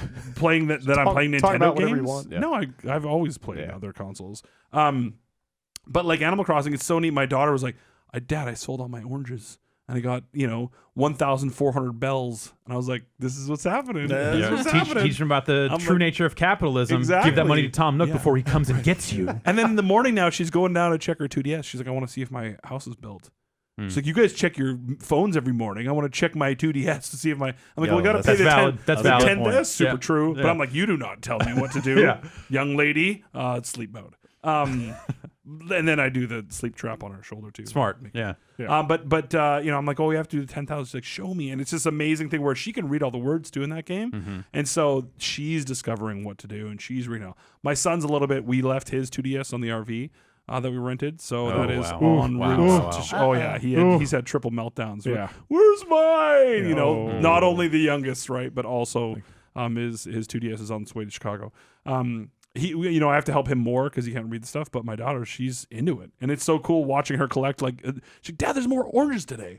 Collecting more oranges, selling it. So have you then gotten like your 3DS and Yeah, all I connected got- I together did. and I got like, a hey, 3. come to my town and we'll We go haven't do done some that stuff. part yet. Yeah. I wanted to make sure mine was pimped out before they Sure. come to Smart. visit Dad's. Sure. Yeah, you gotta house. make sure. Come to Dad's house. He's Yeah. still in the Yeah. tent. Definitely.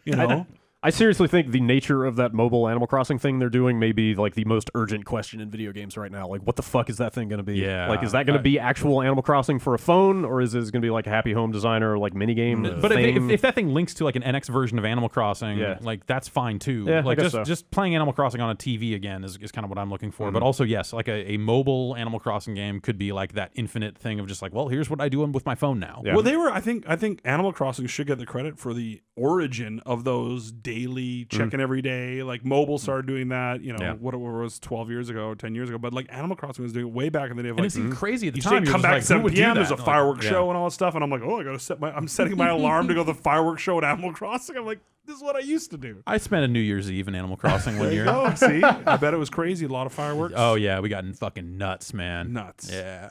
Collecting all the seashells and sand dollars. No, there were fireworks. That's about it. And I think I got a table with like firework design on it. I don't know. Yeah.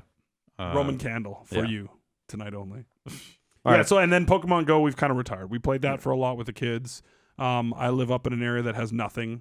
It's a wasteland, so nothing shows up, and it's like I see now when I been traveling, taking the BART into the city the last couple of days, and just everyone's playing it because there's so many spots. I was amazed actually on our big RV trip.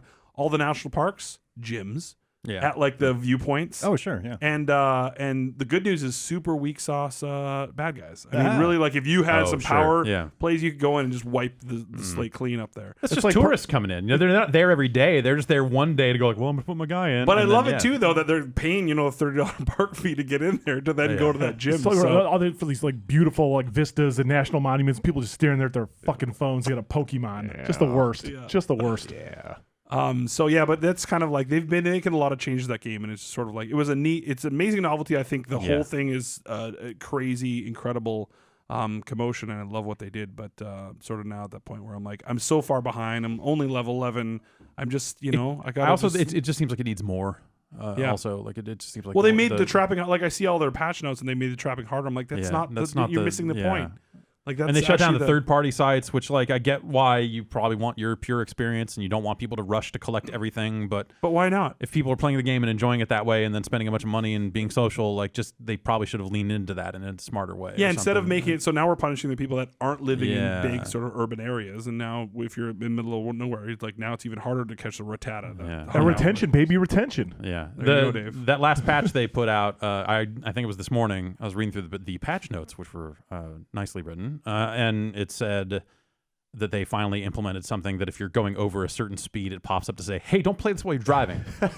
Hit OK to prove this. If you're not the driver, hit OK, like a GPS, like hit OK, and then you can do this." That was some of the early game stuff when I was just creeping around our neighborhood in my little electric car, just going 5 miles an hour. Well, that thing's not going to go over the speed that they've set, I'm sure, so it'll be fine. I saw there's like a burgeoning class action suit against them because people can't opt out of being.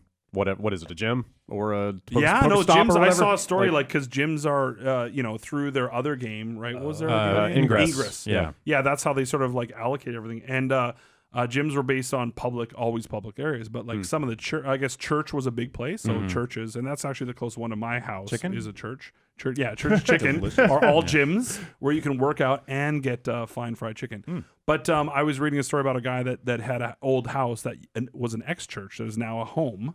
And basically at 3 o'clock in the morning, they'll hear like the revving of car engines because people are pulling up in his driveway and hanging out in his front yard. And he's like, and there's like no way to opt out of that stuff. You can't delete it. You can't be like, please no, please don't do this. And then I saw in the Japan launch too, they had a lot of like, they banned it in certain subway stations because it's creating commotion. Yeah. And there's so much order in that country. Right. And a lot of the sort of like spiritual places that they've banned, Pokemon Go because people were using them as gyms. So to their credit, they have removed all traces of the game from the Hiroshima national monument. Was it there before? Yeah, that was one of it was like that and the Holocaust Museum and some places like that were going like, could you please not have Pokemon show up at these places? Yeah. Well, in today's point, like it was kind of weird. Like we're at Joshua Tree National Park, and I was just like, we're at this one amazing vista, and I was just out of curiosity because my daughter goes, "Hey, Dad, that guy over there is playing Pokemon Go." I'm like, there's no way that there's a gym right here. Right at the most amazing vista on the planet, there is a gym, and people are fighting. When you've got all that Google data, you're gonna know where all those spots are. You're gonna fill it all out. It was definitely that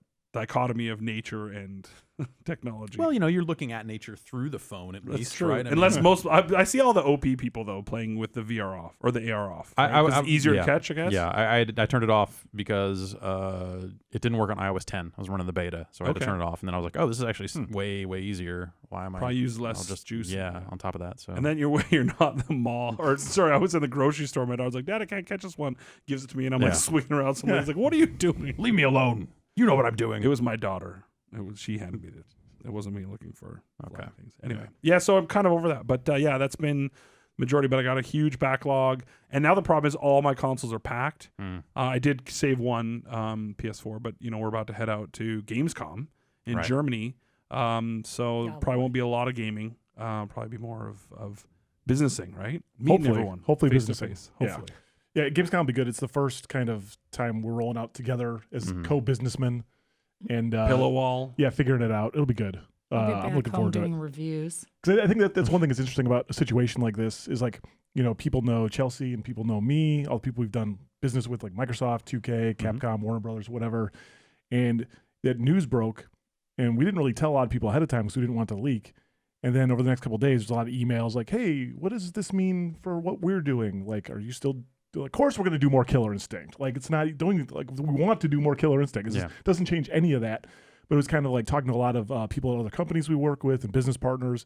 And everyone's like, what does this mean for us? And so I think Gamescom will be a great chance to sit down with people and kind of like, explain to them what we want to do with this and why this made sense and assuage any fears they have or whatever. So I'm looking forward to it. And plus Germany. They're going to put a lock on that bridge.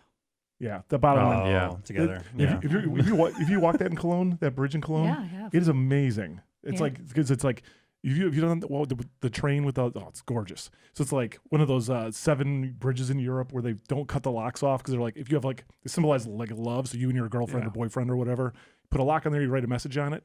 And every other place in Europe, they just cut them off because it's like, France, they just, in Paris, I remember driving through and there's like snip, snip, snip, sploosh all into the river. Yeah, it's one of the few places that actually leave them up. And it is really, really cool. I guess they have to cut them off once a year though, just because it's like they fill Otherwise, the weight. there wouldn't be. Yeah. So, what are you playing lately, Dave? Finished Inside last week. Started and finished Inside. Nice. Loved Inside. I'm excited for that. It didn't like the story aspects of it did not grab me like some people, but without getting into any details on why. But like just if you've played it, you'll know what I'm talking about. Like a triumph in like gameplay engineering, in design and engineering, and that game is amazing. And I'm like, it's probably like I think my top 3 this year are Hitman. Probably Inside, then Oxenfree, if I had to say right now. Video Ball and... Video Ball, I love Video Ball. Yeah. I've not been able to play a lot of Video Ball because I've been so busy with this stuff. But I'm looking forward to getting some Video Ball League action shortly. Sweet. So, yeah, Video Ball's godlike. Inside is one of those rare games that I like. Naughty Dog gets this a lot, where I see other game developers constantly going like, "How do they do that?" Like that's the constant refrain is always like, I can't believe they made that work. Right. Well, I think it started with Limbo too. I mean, there's so many aspects of that where it's like, now I got to do 2D slow pace side scroller. It's like, no, but that's there's taking another layer to that the point though. of like what Inside or what Limbo was. If you're just like, let's just make something like that. There's even another layer to that though. Like a lot of games, it's like I'll be playing it like, how did they do that? And then I'll remove myself from playing the game and just explore how they're doing what they're doing. And inside, I'm like, how are they doing this? And I just kept playing. I'm like, I'll find out later. And then I went back and reloaded and started messing around with it and figuring out how they did what they did. And so it's like a layer even beyond that. It's like just so like just mind bending. It's like just it's flawless execution on a concept. I was doing a little stuff like, you push those little wooden pallets around in the water, and I was like, oh, you can grab this at any point, front or back, and wherever he is, like the animation is tailored to how he's holding it. Like it's just so much variety. It's like it's not a blemish on that game. Yeah, and totally. If you're into like execution and craftsmanship, you got to check it out because it's. I think I was like 3.5 hours to get through it, and time well spent. Yeah, damn. All right, a lot of good short games. Yeah, recently. Chelsea, you got anything you want to bring to the table before we get into some headlines here? Giant boulder of death. Wow, I Go don't know on. what is that. It's just a phone game. You're a giant boulder barreling Of down death. a mountain, running over people and buildings and pigs. And any objective or just is it like a high score thing or? you always have a different challenge, different something. You have to run over all the pigs or get a high score. Or, You can't Get- upload get like a certain- photos of people's faces like Lang and just run over all the Dave Langs. Not that you would do that in a million years. I mean, she would. I've hacked it already to do that, but hacks, trusted business partners, hacks. Yes. All right, well let's get into the news for the week then. I also very quickly I'm sorry. I got into Egg Inc., which is an idle. It's a clicker style. Okay, all right. With chickens. Here's your incremental minute. I'm a clicker guy, and it's pretty good. Yeah? It starts a little slow. It got me off Tap Tycoon a little bit. Have we- More than I thought it would. Have we shown you our clicker prototype yet? no, I need to see it. We have a clicker prototype that's got. I don't know why. Guess yeah, who Tap else hasn't Tycoon. seen it? Oh, You've You seen haven't it. seen either? Yeah, Chelsea hasn't seen You it. saw either. it. No, she hasn't seen it. It's No, godlike. loop her into things, Dave. It's godlike. That's step one. I have a name for it, but I'll save that for later. Okay, all right. Yeah, it's anyway. Yeah, they do a really smart thing with the way that they are getting money out of people. Where every time you buy one of the upgrades that makes you earn money faster, one shiny golden egg, which is the premium currency, goes into a piggy bank, and you can break that piggy bank at any time for $3. And so you eventually get to a point where you're looking at the math and you're like, I have more eggs in this $3 piggy bank than the $20 batch of eggs here. Oh, wow. I would be a fool to not spend that's this money. so good. Wow, That's so that's good. insidious. And then when you spend the $3, it resets back to 0. But then you're immediately spending those eggs, which then starts to refill the piggy bank. man. So then suddenly smart. it's back That's up so over smart. 7,000 or so again, and you're like, I mean, I guess I could put another $3. So how many times have you broken the piggy bank? Twice. And have you regretted it? No. That's always like Yeah. the dirty business side of gaming Yeah. is like if it doesn't make you feel dirty and you feel like you're It's- genuinely And it's adhered to kind of my strategy for spending money on a lot of free to play games, where it's like, I think this thing is very well made. It looks like it's a very small team, and this thing is really, it's cool. yeah. I like the idea of, hey, I'm gonna give you guys $3, and hey, you know what? Here's another $3. Sure. And it's been a feel good microtransaction experience, which you don't get that many of these days. Yeah, totally. You will hit a great. wall, though.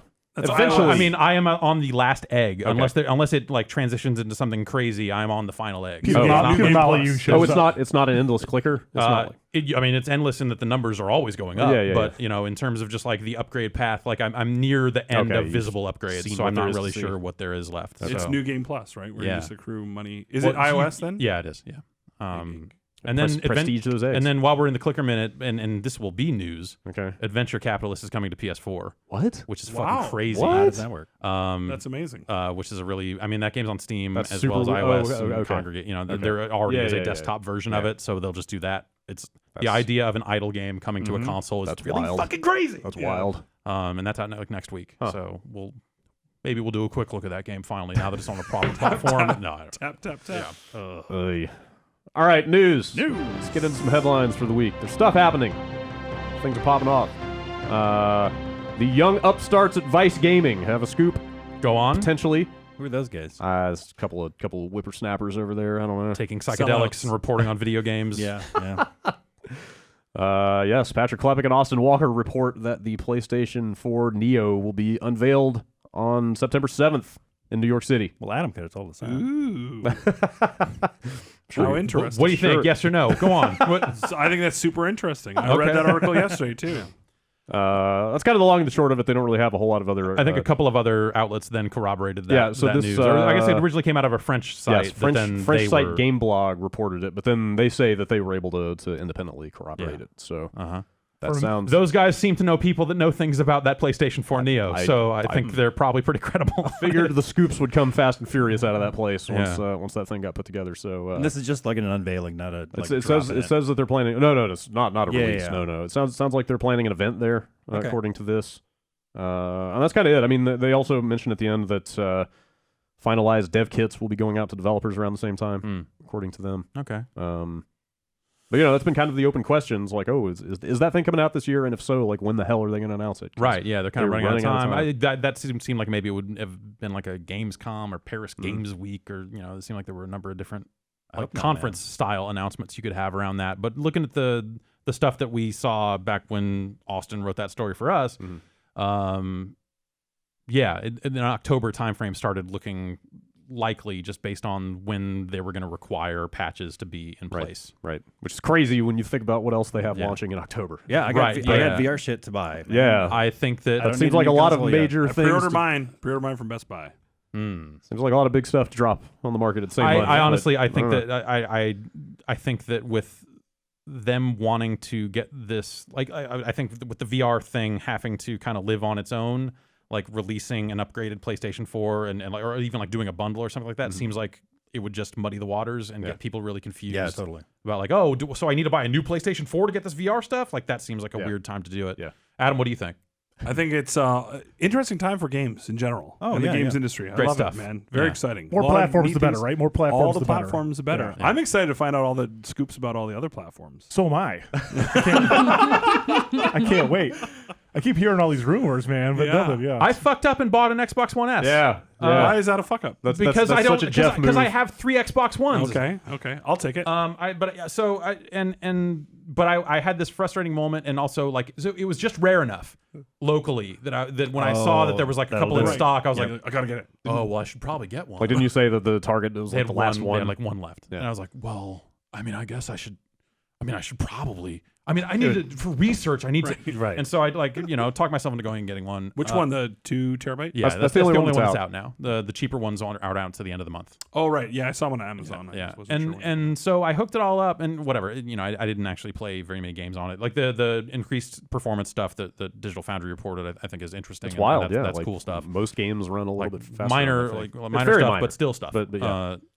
And the UI on that thing is still the slowest fucking thing on the planet. And so I that was part of what drove it. Is I was thinking like, man, they updated to like the anniversary update or whatever it is for their new dashboard, all this other stuff, like out of the preview program, kind of into their full release, and it's just slow, and it's just you push left and that thing takes like forever to pop out. Yeah. And every single menu takes too long.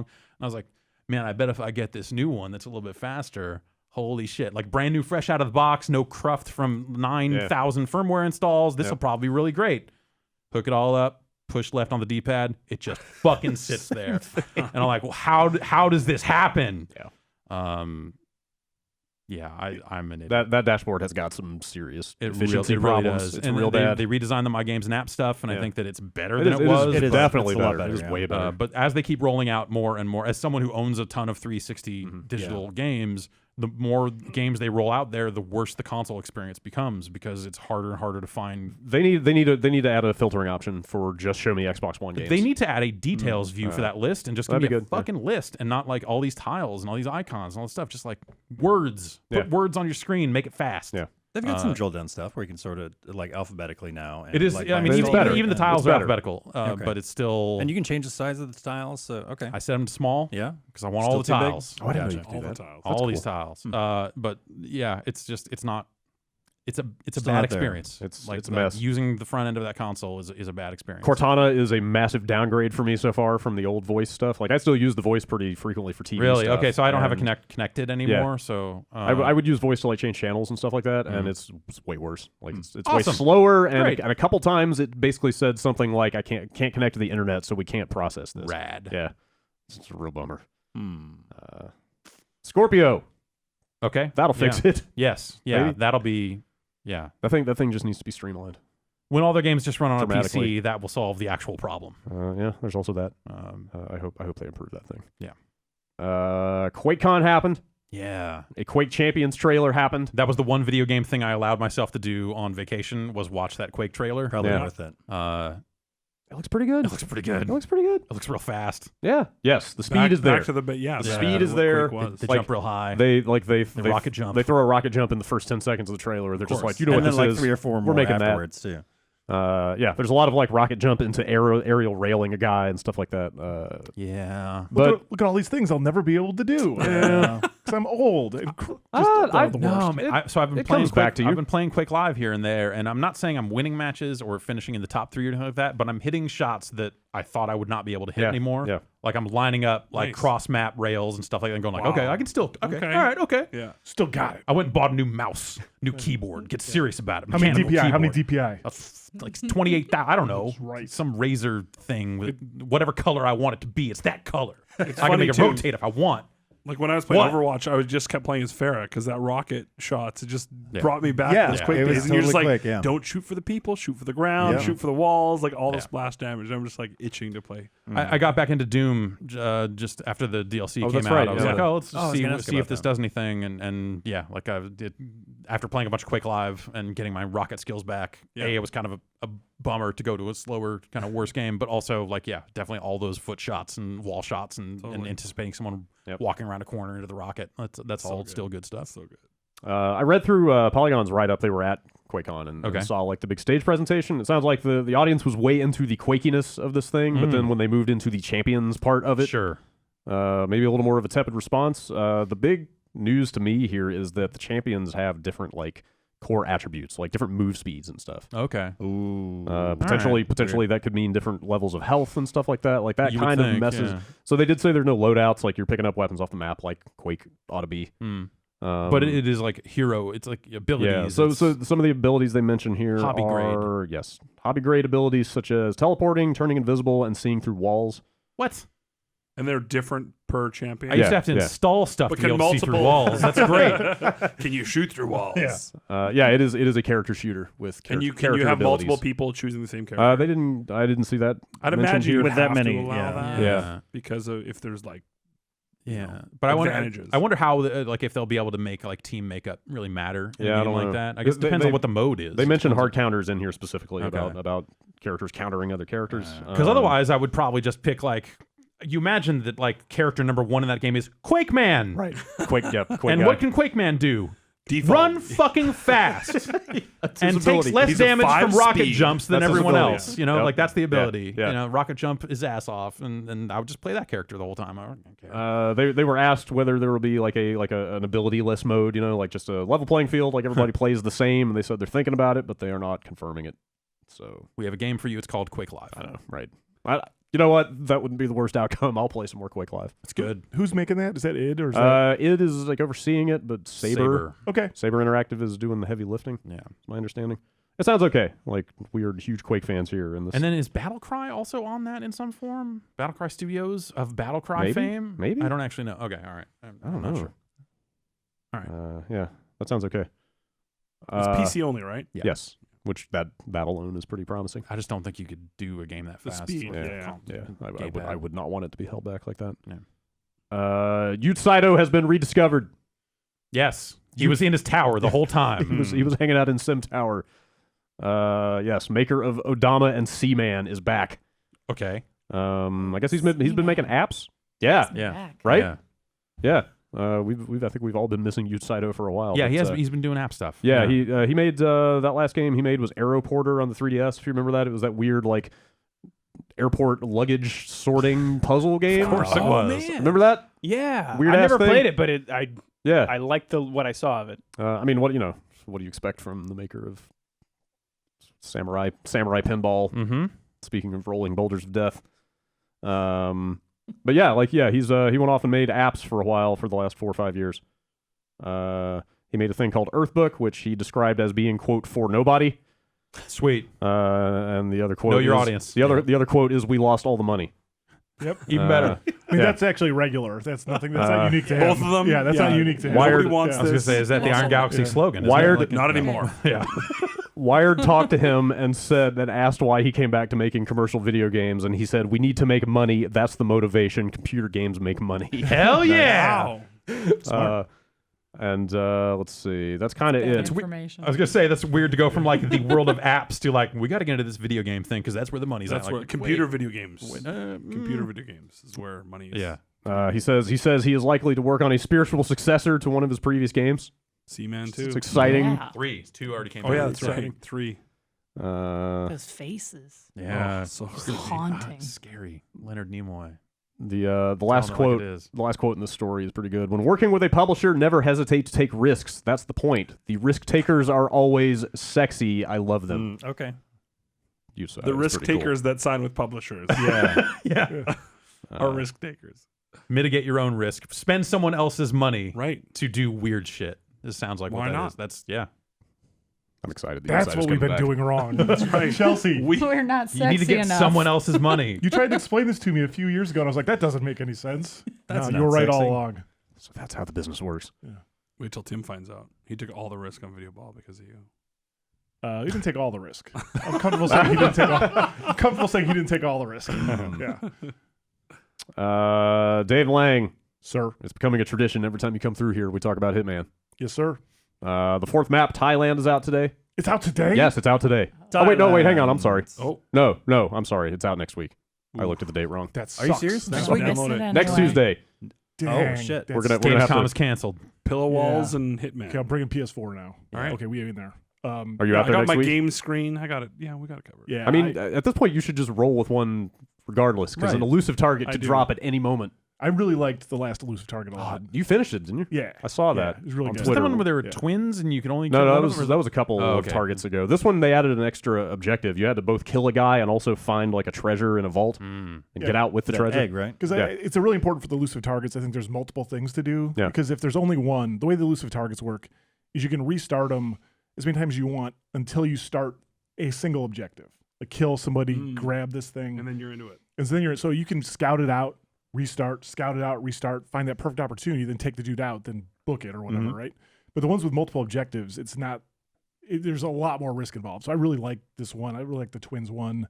I like those a lot, and I hope they keep doing like more complicated ones like Do you that. so real talk? Do Yeah. you watch videos online? Do you watch never. YouTubes or streams? Never. So Never. you go into it and you're just like hiding in the closet Well, for no. like 45 minutes. Like I think they might come back. No, again. the awesome thing about the elusive targets is like they come out so far after I've already played that level 100 okay, times. got it. So you know the patterns. Yeah, I you know where movement. everything is. I know where Got all it, the got starting it. spots are. I know exactly what I want to be. And if they say like this guy's walking around on the first floor, and then we think the egg is somewhere upstairs, it's like okay, I got to become the Sheik because the Sheik can go wherever he wants. And then you just know the map so well, it's not even a thing, right? So, I freaking love that game. I was a little bummed out with the mid-season content. I found that it's like I appreciated that it seemed harder than the other stuff they've shipped to that point, but just something about it just didn't like it wasn't.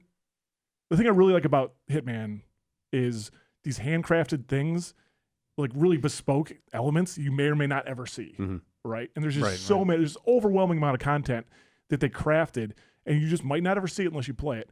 And I feel like the way the scope of those the mid-season content stuff was, it's like you see everything instantly. It was a lot and smaller. We did yeah. the sci-fi movie shoot one, and Yeah. they box off like So cool. a third of the map you can't even get to. It's a very small contained area on that I one. mean, I still had fun doing It's them, fun, yeah. It was but cool. like it didn't hold my attention like the other ones yeah, did. yeah. And They're not as sprawling. Yeah, I'm really like I can't wait. Like, we're definitely bringing a PS4 now, so lock that up. Thailand is already next packed. week. It's a hotel. It's a resort hotel in Thailand. You were there to kill a rock star, and apparently they announced the existence of this map by putting out a fake music video made by the band of the guy who you're trying to kill. I So got, was a, I that got a actually- record. I got a record in the mail. Okay. Oh, is that what that was? White vinyl. Yeah, it's got 3 songs on it. Like they They went all the way. If the package didn't actually say on it "Hitman record," Yeah. in like Hitman the in like the It's not- in the reference field of the FedEx slip, or That's not whatever. very stealthy. Yeah, afraid they to gave say. themselves away on that one. They might have been a bit too obscure with that because someone actually linked me that on YouTube. Yeah. Yeah. And I thought like, oh, it's just their shitty band, and they're trying to get me to watch Yeah, it. by that's what saying I thought it's a it was, Hitman too. thing. And I close. I'm like, fuck that, mute that guy. I'm never hearing from him again. It's like, whoops. It was actually a very subversive Very, marketing like, And campaign. I bet there's Subtle. going to be some clues in the music video about how to take Yeah. them out. I don't want them. Don't want them. Don't need them. Get that level 20 mastery, son. So yeah, Thailand is next week, and then it's USA and Japan Yeah. rounding that out. But that's not the exciting Hitman news this week. Ooh. And this remains to be seen if this will ever come to pass or not. But I pulled this off Eurogamer. Somebody on Twitter tweeted at the official Hitman account and said, "Any plans for a season 2 for Hitman or any more episodes after it's done?" Again, this is from @Hitman on Twitter. "Of course, our plan is to have 3 seasons, Oh wow. although season 2 hasn't been confirmed yet. Yeah. So, and the season is this full year of content, like March to, what is it, October, November? I Like mean- all these maps we're talking about, that is a season. So Yeah. if this happens where they're talking about 2 more full years of Hitman content. Well, I mean, it's kind of like Killer Instinct, right? Like, I hope we get to do Killer Instinct for the next Sure, 20 sure, years. sure. And as long as the community supports us and Yeah. Microsoft wants us to make it, we'll keep doing it. But like, that's like a woo.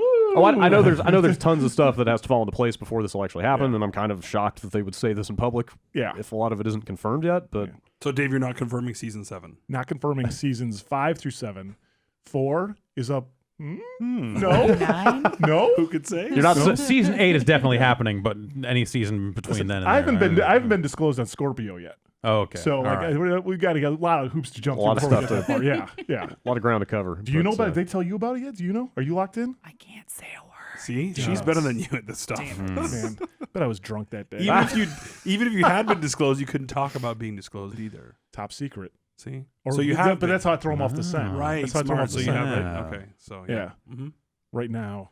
Yeah. Speaking of Killer Instinct, My phone's buzzing. there's It's still, so weird. Furious emails. there's still a mode coming for that, right? Right. The crazy single player like Shadow Lords. Shadow Yes. Lords, yeah. When does Shadow Lords drop? Is it September 20th? Is that right? Oh my God. September 20th, Shadow Lords drops.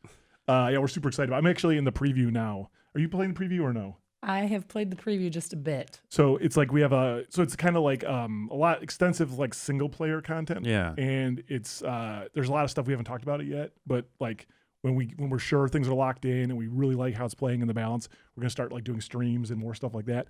But it's basically It seemed like a really cool idea. Like seeing the initial details, I was like, oh man, that will probably actually drag me back into that game in a big way. It's super great because it, like if Killer Instinct at its core is made for competitive fighting game players, right? But there's so many people, especially for a free-to-play game, that skews way too hardcore, right? And so you need a way to get people like just that are casual and or don't have someone to play with, right? And this totally scratches that itch. Like the test I had this weekend was I sat my boy down with it because my boy has been getting Killer Instinct recently and been playing. He wants to play it every chance he gets. I let him play it like maybe 4 hours a week or whatever. And I sat him down with the preview and I wiped everything. I'm like, you start from clean and just start playing Shadow Lords. I'm gonna watch you, and I watched him for an hour, and a lot of like, no, buddy, you have to read everything. He's hitting buttons. And he thinks, okay, I'll start reading. He starts reading the missions and reading what this thing does and reading the power up this thing gives you and what does this Guardian do for you. And he started to get it, and I walked away, and I went and did some chores, and I came back 3 hours later, and he was still playing. Yeah. And I'm like, this is exactly what we want. I'm like, buddy, and then I say, Semna, what do you think of it? How do you like it? He's like, this is great. I have this Guardian that does this, and then I fed it this thing, and it does this, and it's like this, and he's just super hype. And I'm like, okay, we're on to something here. And so we've been working on this for over a year, right? Yeah, it's been a while. Yeah, we sure have. And how big is the team that worked on Shadow Lords? On Shadow Lords, probably about 10, well, more than 10 people. Yeah, a dozen people at least. That's not counting like the art outsource too, right? Exactly. Yeah, so it's a huge mode. It's like the size of a game, right? And it's something we tucked into KI, and really like so we're in this closed preview now. That's gonna get a little bigger, then that'll get a little bigger. And September 20th, I think everyone will get their hands on it. And there's a multiplayer aspect to it too, but it's kind of like teasing that for now. So, and you only get that if you're bought into season 3, right? Shadow Lords, everyone has access. Oh, no to. kidding! Yeah, Wow. I think is it true for multiplayer as well? Do you know? I'm not sure. I think everyone has access to Shadow Lords. Like that's the cool thing about free-to-play games, right? Like we want you to come in, we want you to play, we want you to try it. Yeah, totally. And we want you to come back often, right? Like it's like I talked about when I was here, like some of that Evolve free-to-play stuff, right? Like the whole long tail for any free-to-play thing, right, is that people keep coming back and they keep playing. And you give them enough entertainment, eventually you hope that they'll buy something or give you some money, right? And so there's no point in like partitioning off content in free to play, right? It just doesn't. You want to see every access to the mode. Maybe they can't use every character. Maybe they can't do this or whatever. But there's parts of everything you can't do. But yeah, Shadow Lord's gonna be cool. So hope so. Cool. You heard it here first. I hope exclusive. Yeah. I hope Hitman seasons 2 and 3 are also cool and happen. We got to get on that Hitman train. How do we make some Hitman games? I thought that was what Iron Galaxy's whole plan is to do seasons 2 through whatever of every episodic game. 2++. Come on. Can we get IO bought by Amazon and then we can just swoop in? There you go. Yeah. Definitely. Yeah. We'll make some calls. All right. Yeah. Put out the Amazon Hit Squad. Get Dan Winters on the phone. What's your first Hitman map? Where do you put it? What do you mean? If you were making season 2 Hitman, where's your first map? Rio Olympics. Olympics. The first map? I would do it. That's a great question. I would do Sao Paulo. Wow. I'd have you like basically Max Payne the level. Okay. Is what I would do. The favelas. Yeah. Yeah. It'd be dope. Ooh, Yeah. that It'd be sounds good. that sounds I rough, thought you were gonna rough say and tumble. I thought you were going to say the RNC. Maybe Sweden. Cleveland's a good look. Holy shit. Yeah. Anything's possible. That's intense. Yeah. That's very intense. All right, that's going to do it for news. We need to take one more quick break. We'll be right back.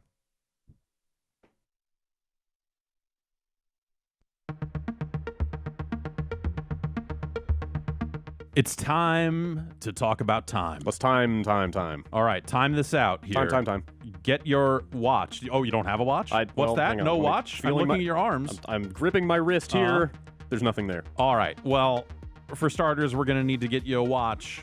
I know they're expensive, but look, I've got an alternative option for you that's going to get you a nice watch Only the finest things for this wrist. at a nicer price. Okay. It's Movement Watches. You can get a Movement watch for just $95. That's where they start at.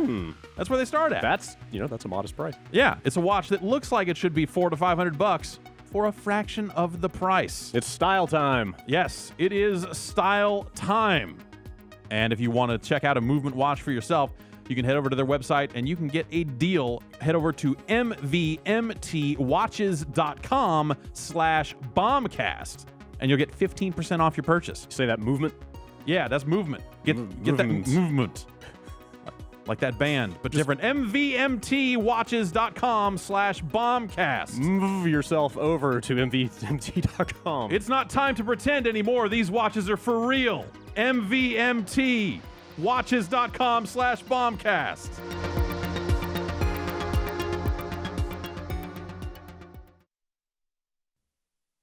We are back, and Jeff is about to get juiced. Yeah. We should sell this as a spot. Boom. Right. Okay, you know, I'm not going to say who makes the juice. Exactly. Video, though. The video. What do you The think? video will know. This is your first time? Yeah, this is my first. Oh, this is exploratory. tropical passion fruit rockstar juice here. Tell me It's about got all this diamond plate on the can, Oh, so is you it know textured? it's fucking hardcore. Yeah. it's not one of those textured no, it's not. cans. They make Industrial. textured cans. Yeah, those, Park your ATV on that shit. This was the back of my pickup truck. Yeah. Now you're drinking out of it. Hell yeah! It's not the first back of a pickup truck I've drank out of. Won't be the last. We haven't done a taste test in a while. it's been a long time. No, I went to the gas station this morning and they had new flavors I had not tried yet, so I got one of these. And they make another lemonade now that's pure zero. Just gonna talk about that. I It's think carbonated. I like it. It's lightly carbonated. Yeah, I think it's a little bit better than this. I think I like that stuff better. The This is the Rockstar Rockstar Recovery? because it's a little it's got more of a lemon flavor. The lemon flavor is a lot weaker in the other stuff. More but it's, lemonade in the other one. The other one tastes kind of like a CC lemon, I thought, which was Ooh, pretty awesome. Yeah, okay. But like with a bit of an energy drink on the back, like chemically back end. Can you get CC lemon here? You You have to find an importer. You have to find an importer. I guess they have. You go to Japantown, you can get it. No You guys distributor. ever I was Super just in Socko? Japantown this weekend. Super Socko. I've Do you heard guys of have it. that? What is that? Have I you ever was had in Super Canada. Socko and gin? Dude, Super Socko was the bomb. It was a Canadian. It was just in a juice Like a box. sports drink. Yeah. Yeah, Super Socko. No, never. I've Okay, no, the Canadians. There's a the Canadians are going to tweet at me. yeah. There's a rap song where someone's talking Super about drinking Socko, Super Socko and gin. I bet it was Cardinal Official. No, it's not. It is not a Canadian rapper. Maestro Fresh West. Yeah, if it was Maestro Fresh It was West. Dreezy. He's on a rampage. Yeah, I love how Drake's not the first Canadian rapper we go to. Bro, you got to go deep, man. You Officially gotta go old. We're deep. officially old. It's that Northern Touch. Yeah. All right, Iron Galaxy, y'all got important places to be, so let's move right into the emails here. We'll get you guys out of here. Bombcast@giantbomb.com is the email address. That's where you send them. Tommy from London. Tommy. Worldwide. The one in England. Writes in. Number one in London. Yes. Writes in to admonish Jeff. Finally, yeah, someone that can like stick it to me on this podcast. I was watching the Like latest. all fucking lightweights. It's all in good fun. I was watching the latest mailbag no, it's video. really, no, it's not, Brad. This one is.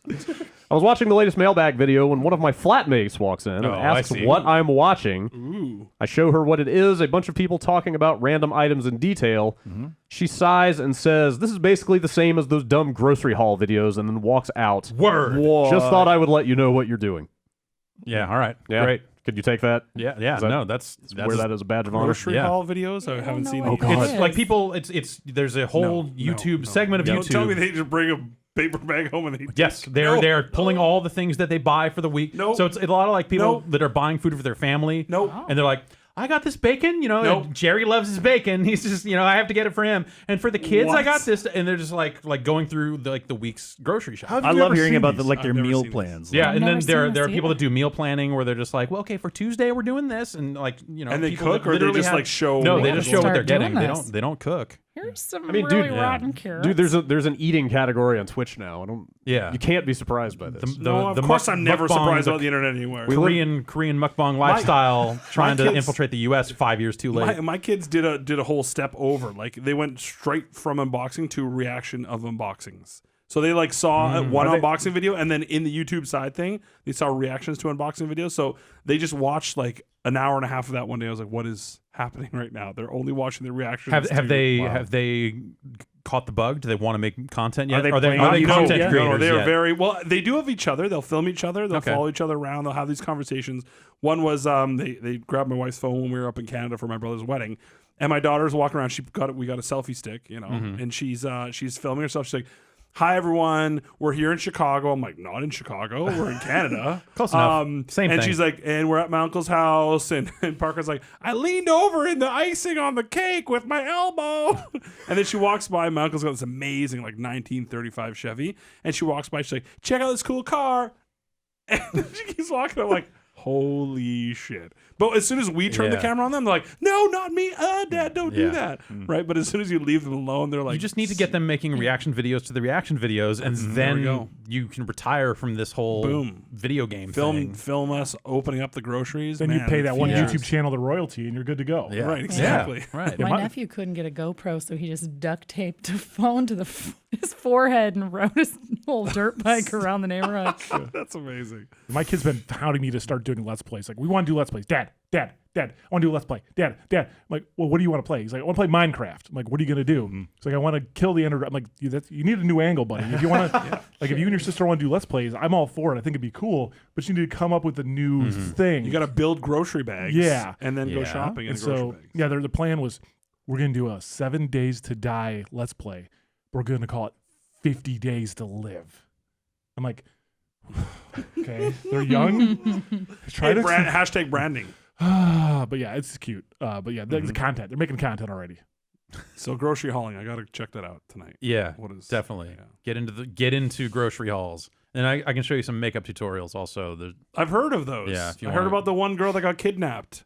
Oh, really? Yeah, there's a girl that allegedly has been kidnapped and is being told what to say. She's a super famous beauty blogger. I don't know her name, but and is it all some like?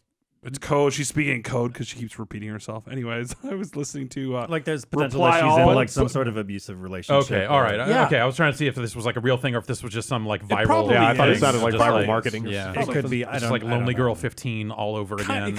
Anyway, there's a whole I was listening to Reply All podcast, and they were talking all about it, and they got these MTV bloggers to explain to these guys because they're like, what is this all about? And they're like, because this one time she did this and it seemed like she was rehearsing, and then this other time she was looking off camera at somebody trying to nod. She frowned, right. And then they called the cops. Like, this is the new social media. Then people, of course, it became a thing because a guy wrote a post and I'm really worried about her. So the cops got involved. Cops went to her house to make sure she was okay, and they're like, they had to live tweet, like the police in London had a live tweet like, no, she's fine and safe. Please stop putting in requests for checking on her. She's good. It's like, what? This is the new world. Like she looked wrong at the camera one time in her vlog. Oh yeah, and now we got to call the cops. I mean, you dig into the comments. That probably lines right up with a lot of like that. I'm convinced that these two people on the Giant Bomb staff fucking hate each other, and here's why. And then they've got this like fucking pinboard chart. They've been keeping a journal for the last 3 years. Yeah. It's all the on August 12th, 2014. You look. Yeah, the reason why Adam Boyes left is because he wasn't on stage at E3, so he walked out. That's exactly a lot of career counselors came out of the woodwork. That's and these sorts of transitions all happen over the course of like 3 weeks or something. Yeah. It's like, let's move to Chicago, sure, yeah. Just on a whim. Yeah, nobody leaves the company ever. All right, Justin, for Tennessee. As the election heats up and we hear talks of endorsements every day, it's long past due we hear which video game character each of the crew would endorse for president. Big Boss. Okay. All right. Okay. I'm going to say Drebin for Secretary of Defense. Oh, hell yeah. Okay. Where's the monkey fit in? And that monkey? Yeah. Press Secretary. Yep. Are you just going to pretty much rattle off Metal Gear characters Yeah. until you fill the whole cabinet? Because that seems like a highly suspect way of running a government. Secretary of State would be Quentin Sands. It's a Blitz the League reference. I was going to say Scottie Pippen, but does he count as a I guess video you game could do character? Bill Clinton. he's I think you in- could do he's Bill in- Clinton at that point, he is in NBA Jam Okay. and Slam City Okay. with Scottie Pippen. Sure. So He's got a wiki page on Giant Bomb. yeah, So. yes. It's going to be cliche. I'm going to go with Nathan Drake because I think he's charismatic as an Okay. MFer and also bold-faced liar. Like, we'll Okay. just literally sure. straight up Yeah. lie to his wife and be Sure. like, no, I'm not doing that. Sure. What? And No, he that's- totally is exactly doing that. He would be So just the ineffective. right amount of lying that I'm comfortable with But my charismatic politician. lying. Right. Yeah. Like the good, the feel good good lying. Feel good lying. Yeah. Perfect politician. There you go. I don't know what he stands for, though. I don't know what his platforms Half tucked are. in That shirts, actually makes it perfect, and he yeah. stands Yeah. for Yeah. himself. Yeah, exactly. Like finding Yeah. all shit that's going to make him super rich. Yeah. Pros, getting loot. Diving for dollars. Stacking cheddar. Hates taxes. That's true. John sends in a would you rather. You get $10 million right now, but every 20 minutes for the rest of your waking life, you feel like you have to sneeze but can't. The sensation lasts for 2 minutes. No, what? So every 2 hours, you have a 2-minute. No, every 20 minutes. So 10% of your life is miserable for the rest of your life. Yes. But you have $10 million. Right now. I do that in a heartbeat. Really? Yeah. No kidding. It's not I even think close. so, yeah. Yeah, it's not even close. Have to sneeze every 20 minutes. Yep. Wow. Yep. There's Man. nothing I have to do in greater than 20-minute chunks. I guess that's fair. Plus, that's enough money. You could just kind of sit around and deal with it. Yeah. Do I get a trial 2 minutes of what that would feel like before I make No, my it's like, decision? it's like. Do you do that, or you just go the whole like? It's that, Like is there the sounds, like It's the that- convulsions, Is that- like a yawning? even Is if it yawning? is It's that, even a if it is sneeze. that, I still do it. It's not even close. It's super extreme. Like Yeah. You would take that if you like literally No one like can straight say up. anything. and then I okay stream with it, that. and I stream it every time. Okay, and that's how you make another Let's 10 play. million. Just get that Let's bank, play. get the bank going. 50 hours. That's how you get your money to work for you, man. You're gonna start the almost sneezing trend on YouTube. Yeah. It's gonna be huge. ASMR almost sneezing is where I'm at. Oh, there you go. I had to, yeah. Let's Is that what the AS stands for? Always sneezing. AS. Yep. Yeah. MR. Jason writes in with a question about collecting that maybe some of you guys can address. As an avid collector of games for the last 20 years, I have amassed a sizable collection, not as many as Jeff, but enough to piss off my wife and force me to get creative about where I store the media around my house. Mm-hmm.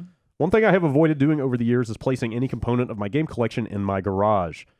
Unfortunately, I'm to the point where I might have to start storing things in the garage, and I was wondering if my optical media could survive in these conditions.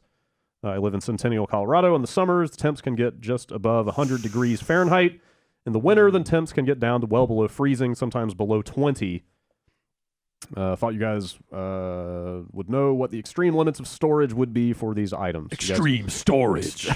Someone get Mike on the phone. Yeah. No kidding. Yeah. Winter's probably fine. Think so? For discs, yeah. Yeah. Yeah. it's But extreme summer heat though, like shit could warp. I would insulate your garage if you're actually really concerned. I mean, it's kind of.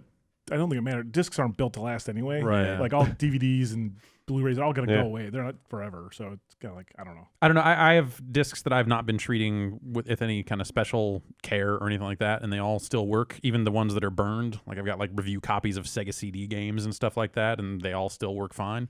But you've been keeping them in a warm, temperate climate. Exactly. Right. They've just been sitting in California and all that sort of stuff. I did have some stuff. There were some. I had a brief rodent problem, and they chewed through like a sealed Game Boy Color box that I had. That was a real bummer.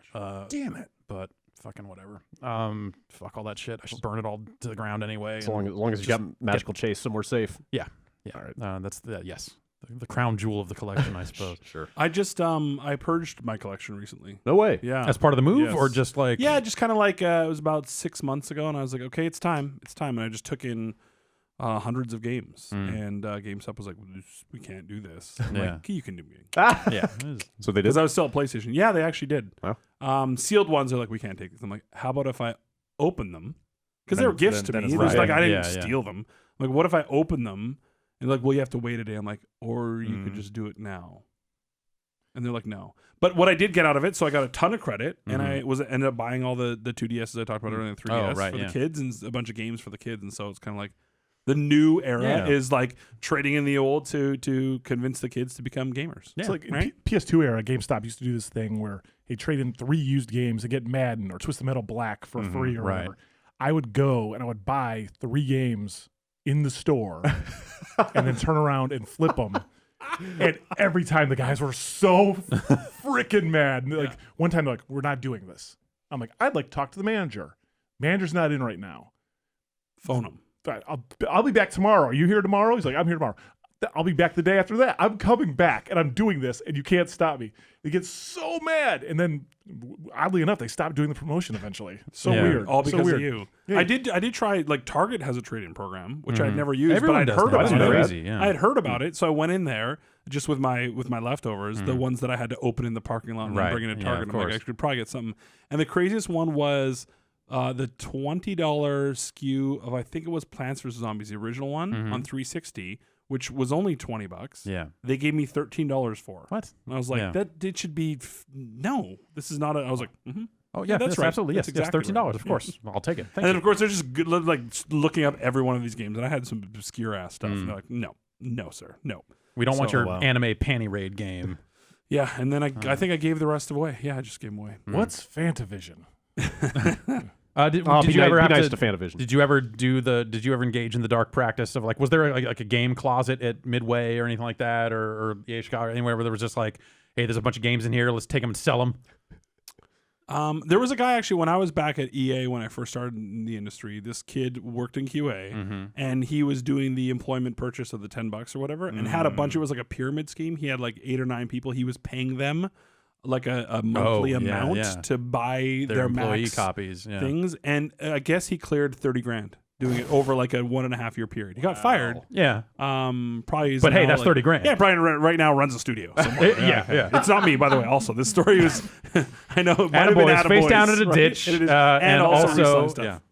But no, because they have the little all the ones we got on They be PlayStation punched. have the little punch. Yeah. So All the retail stuff we get from PlayStation is punched as well. Yeah. They're Yeah. the only company that still does it, I think. Yeah.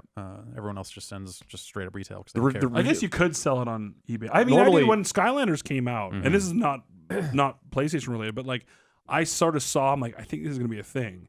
And right out the gate, it was slow to pick up, and Toys R Us had like a buy 3 get 2 free or I something remember. like that. I remember going out and taking advantage of that because I got big on it early. I literally spent $1,000 on toys, and then I basically started an eBay page, and I doubled my money. I resold them because they were like literally 3 for the price of 1. Yeah. And then I resold them. I even bought I measured out the containers and bought custom boxes. The whole thing. My wife's like, so you made $1,000. How many hours have you put into this? I'm like, that's not what the point is. There was money to be made. Beefy media. And I made that money. And that's why CEO. Every day I'm hustling. Getting boxes. That kind of business savvy. This guy's going places. Yeah. The Activision guys appreciated that story. They're like, that's pretty. I mean, Yeah, we didn't. I thanks. mean, yeah, you got you know. Gray markets. Everyone loves gray markets. I bought them all up front. They got their full WSP that they wanted from Target, so they're happy. Was it tough to get rid of all those games? Like I was looking at my wall of I've got like 150 360 games or something yesterday, and I was like, I'm never gonna play 90% of these again. There was a lot. I had a lot of feelings because I have a lot of amazing memories in my PS2, PS3, and 360 games. But at the same time, like it's kind of like now if I want to play one of those, like the only ones I really have a feeling for are like the old PC disc ones because they're super hard to find now. If they're not on GOG, then it's super difficult to find those. But the rest of them, you're going to be able to buy them unless you aren't. Yeah. I mean, if they ever don't do the rights. But kind of like for me, it's never been. I was an avid collector growing up, and I made this horrible mistake. I had like 200 Transformers, and I sold them at a flea market for $20 once. Yeah. And I've never forgotten that. And so I over collected after that point to some things. But with games, I do it with consoles. Like every single PS4 that's ever launched, I have a collection of those. How many is that? The gold Taco 12, Bell yeah. PS4. I have Is a that, gold is that Taco Bell. just North American? Because there's Just North American, okay, yeah. Because like there in was only some a Asian couple territories, ones. there's Yeah, some there crazy was. ones. Yeah, they did some custom ones over there. But that was just a thing that I wanted to do sort of during my tenure at PlayStation. But so I still have that collector's bug. But for games, I just haven't. It's not a thing. For me, it was just the idea of like having a library, and as now we talked about last time you were on, we were talking about emulation a little bit, but it was like that whole thing of like I've got this huge room full of games, but in the cases of anything that's like older than the last like 5 to 10 years, it's just easier for me to play that on my PC. Yeah. Whether it's like rebuying the game digitally or just like, hey, I bought all the stuff to dump all these carts, and now I've got all these Super Nintendo games sitting here, and I'm just gonna play those that way because and people are going out of the way like I modded my Super Nintendo to be RGB and all this other stuff. I'm like, dude, I just want to click these buttons and play this game for the 5 minutes that I want to remember it and go like, and even then when that's it. Yeah, because I mean, for the longest time, I had an Xbox One, an Xbox 360, a Wii, a Wii U, a PS3, and a PS4 all in my cabinet. And I was like, one day I was like, when's the last time I fired up the older ones? Right. Never. So just called all the old stuff and just kept the Xbox One, the PS4, and the Wii U. And even then, you're like, I could have them all set up and I could go back there, but I'm like, or I wait for the game to come out on the new consoles and then play it then. So it's So we dig into the crates, for shows and stuff here enough that it's nice for me to have access to those games. And especially the stuff like Def Jam Icon was a game that I occasionally want to play. Sometimes I feel like I'm the only person that liked that game Chelsea a whole did. lot. But like outside of the studio or whatever. Kudo, Chelsea, and Jeff Gerstmann. Yeah, Chelsea that's has some Vignacchi-esque stories about Uh-oh. entertaining rappers and taking rappers out on the town. Oh, boy. If I remember right. This isn't the podcast for Sound that. Are you ready? But, yeah. Not ready to name any names? Yeah. No. All right. What's E40 really like? Some fine work. Yeah. Where do we get weed in Chicago? Yeah. Hair products. I need hair products. Turkey bacon. But yeah, it's Those are real Yeah. shit, too, right? games Hair like, products and turkey bacon. games just like in that are voice. just going to get wrapped up in licensing stuff Right, and are yeah, probably never yeah. going to get reissued and stuff like that. That's a fair Those are point, the games that because- I want to hang on to because they probably won't get reissued. Yeah, and because of the. And that's just how EA operates or whatever. Maybe they'll change their mind someday, but maybe not. Yeah, so there's a lot of stuff that I want to hang on to just in case. But those cases never come. Well, I think that's actually a great lesson that a lot of publishers learned is like you almost need a musical ripcord or like a performance ripcord because they have to have a limit on all those licenses. Right. Yeah. And that game is then frozen forever unless Yeah. they go back and get all those. So with nowadays, Yeah. that people think more about these remasters and reissues and all this other stuff. Like, are those deals being done differently Yes, just to for account sure, for that sort of for stuff? sure. So it's just like Yeah, this, and this happened in TV a lot when TV shows started to come to DVD. Like The State, they couldn't get all the music rights because it was MTV and they played all this other stuff. And like it seems like maybe there's just an era of games in the middle there that had licensed stuff that they don't have the rights And now, to. and it's only come to light over the last couple of years, right? Yeah. And with streaming rights and all that stuff. Yeah. So now there's sort of sub categories of like, what are the streaming rights? What are the sort of sequel rights? What are the re-release rights and stuff like that? So a lot, most partners or most publishers are being a lot more savvy about that, doing not necessarily in perpetuity, but instead of a 2-year or 4-year or 5-year length, like trying to extend it to 20, 30, 40 years. So that way some there's shitty edge cases like GTA San Andreas on Steam had songs patched out of it that they didn't have. had to. It's like the Yeah, game yeah. stayed up for sale, but it lost music. And then like what was it, like the Marvel vs. Capcom 3 stuff where like that DLC got yanked and or the Marvel Ultimate Alliance stuff also where all that DLC got yanked down when the rights expired or whatever. Just like weird cases of just like and it's frustrating because nobody can talk about it because all sort of contracts and stuff like that. So it Right. just disappears one day. It's like, why can't I could buy that yesterday. Why can't I buy that today? Yeah. Or And like, like- even people have said like, why is a Vita version of a digital game out Right. in America not in well, every country has different laws and all those laws and licenses. and why can't the 3 people or 3 companies that are involved in this just get on the phone and just like say to each other, let's just re-up. Yeah. You know? Well, it's funny because I actually found out a lot about this when I was doing my Beefy Media thing, working with the Weinstein Company, and we were trying to like clear some of the licenses. Like, no, the estate of this actor owns 20% of that, and then his son owns 15%, and then this company owns that, and then they resold that stuff. And in the end, you're like, there's no.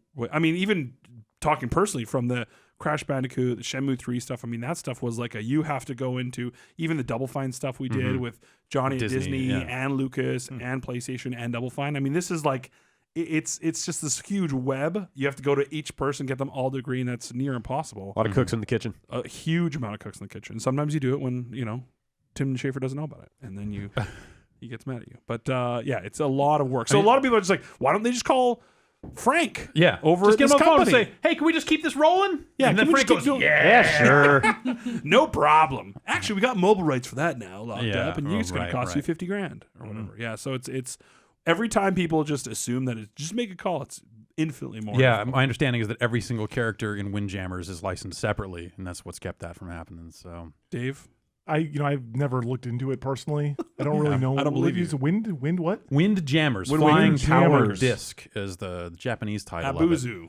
It's Yeah. a space game. It is so it's like Pong, but with frisbees And base building. different scoring, and Base- there's base building capital ships that are coming into the sequel. It's like a Rampart. Oh, I've seen that. Yeah. Part round. Yeah. You dig up a bunch of sand, you craft it, you put it in the oven, you take and a make stick glass. and a rock and turn it into Yeah. glass, and then make a glass frisbee, and then throw Yeah, it. that game's dope, man. Someone Yeah. should just do a second one of those. That'd be great. That'd be dope. Let me look at it Let's really go, Capcom. Get it together. Yeah. It's Capcom, right?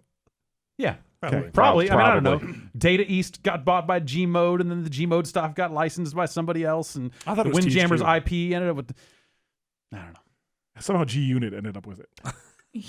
Tony Yayo is making a Windjammer sequel right now. boy. It's all blood in the sand. That's the blood in the Turkey sand bacon. sequel is going to be just a Windjammers game. It's super weird, but Hey, yo, 50. Yo, 50. That's right. That Go on. co-op was great. Hey, yo, 50. that is another game that I will keep the disc of It's so- because it like was I so- Just in case. Remember, like Jeff, you, me, Vidyaki, and Lang, like playing co-op in that Silly ass game. I've never ever played that game. Haven't you? No. Okay. I've just seen the It's too videos bad. of it. Yeah. Okay. I love it like a God, fat Johnny kid and I loves played cake. it. Yeah, totally. All right. Isaac from Oregon writes in to make us all feel old. My 21st birthday is in just a few weeks, so I turn to the place where I get all my life advice, the people at Giant Bomb. My Okay. question Smart. is this. How have you lived this long? Propose to her now. What's my what's my best option for my first legal drink? Well, okay. First of all, he says legal. Right. Has he had a drink before? Now would be my first. I was question. going to say, just Legal's in make it parentheses. whatever your last illegal drink was, and Yeah. just have another one of those. If it's your first drink, If your first period, drink, then yeah. That's a tough one. I think you got to go like some kind of mixed drink, like Long Island iced tea, Ooh. something. Oh, No, yeah. If you want to get put right on your That's ass. been That's a rough one. That's a rough starter. But it's yeah, you can handle it though. You can have a pina colada. That's very that's can be potent. No, but see, I very actually- what I would- not very alcoholic. That thing I think is like getting something that actually tastes good is actually incredibly disastrous if you're not used Yeah. to drinking. Oh, yeah, that Yeah, is no, a no, good it's point. That's why the it's Long near Island is so impossible. dangerous. Yeah. The only thing you could drink is a vodka-based drink because that's the only Yeah. thing, even Yeah. remotely, or actually rum if you like sweet stuff. Yeah. Screwdriver. Screwdrivers are good. I still drink Good, screwdrivers easy. a fair amount. Yeah. Yeah, And if you just like, yeah. when I was 15, White Russians were all right.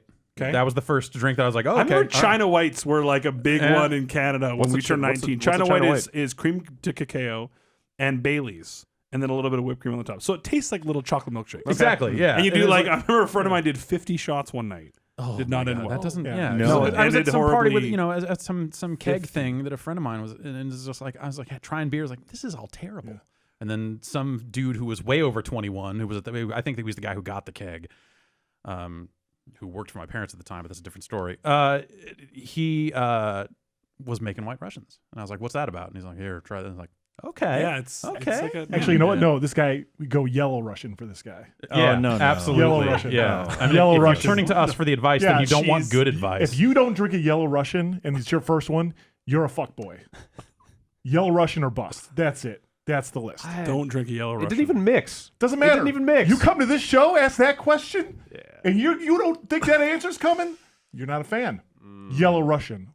I want video. No. Send Yeah. video No, of Yellow don't. Russian. That's right. If you don't, to Joseph J. Brony. guess what? You know it. You know it.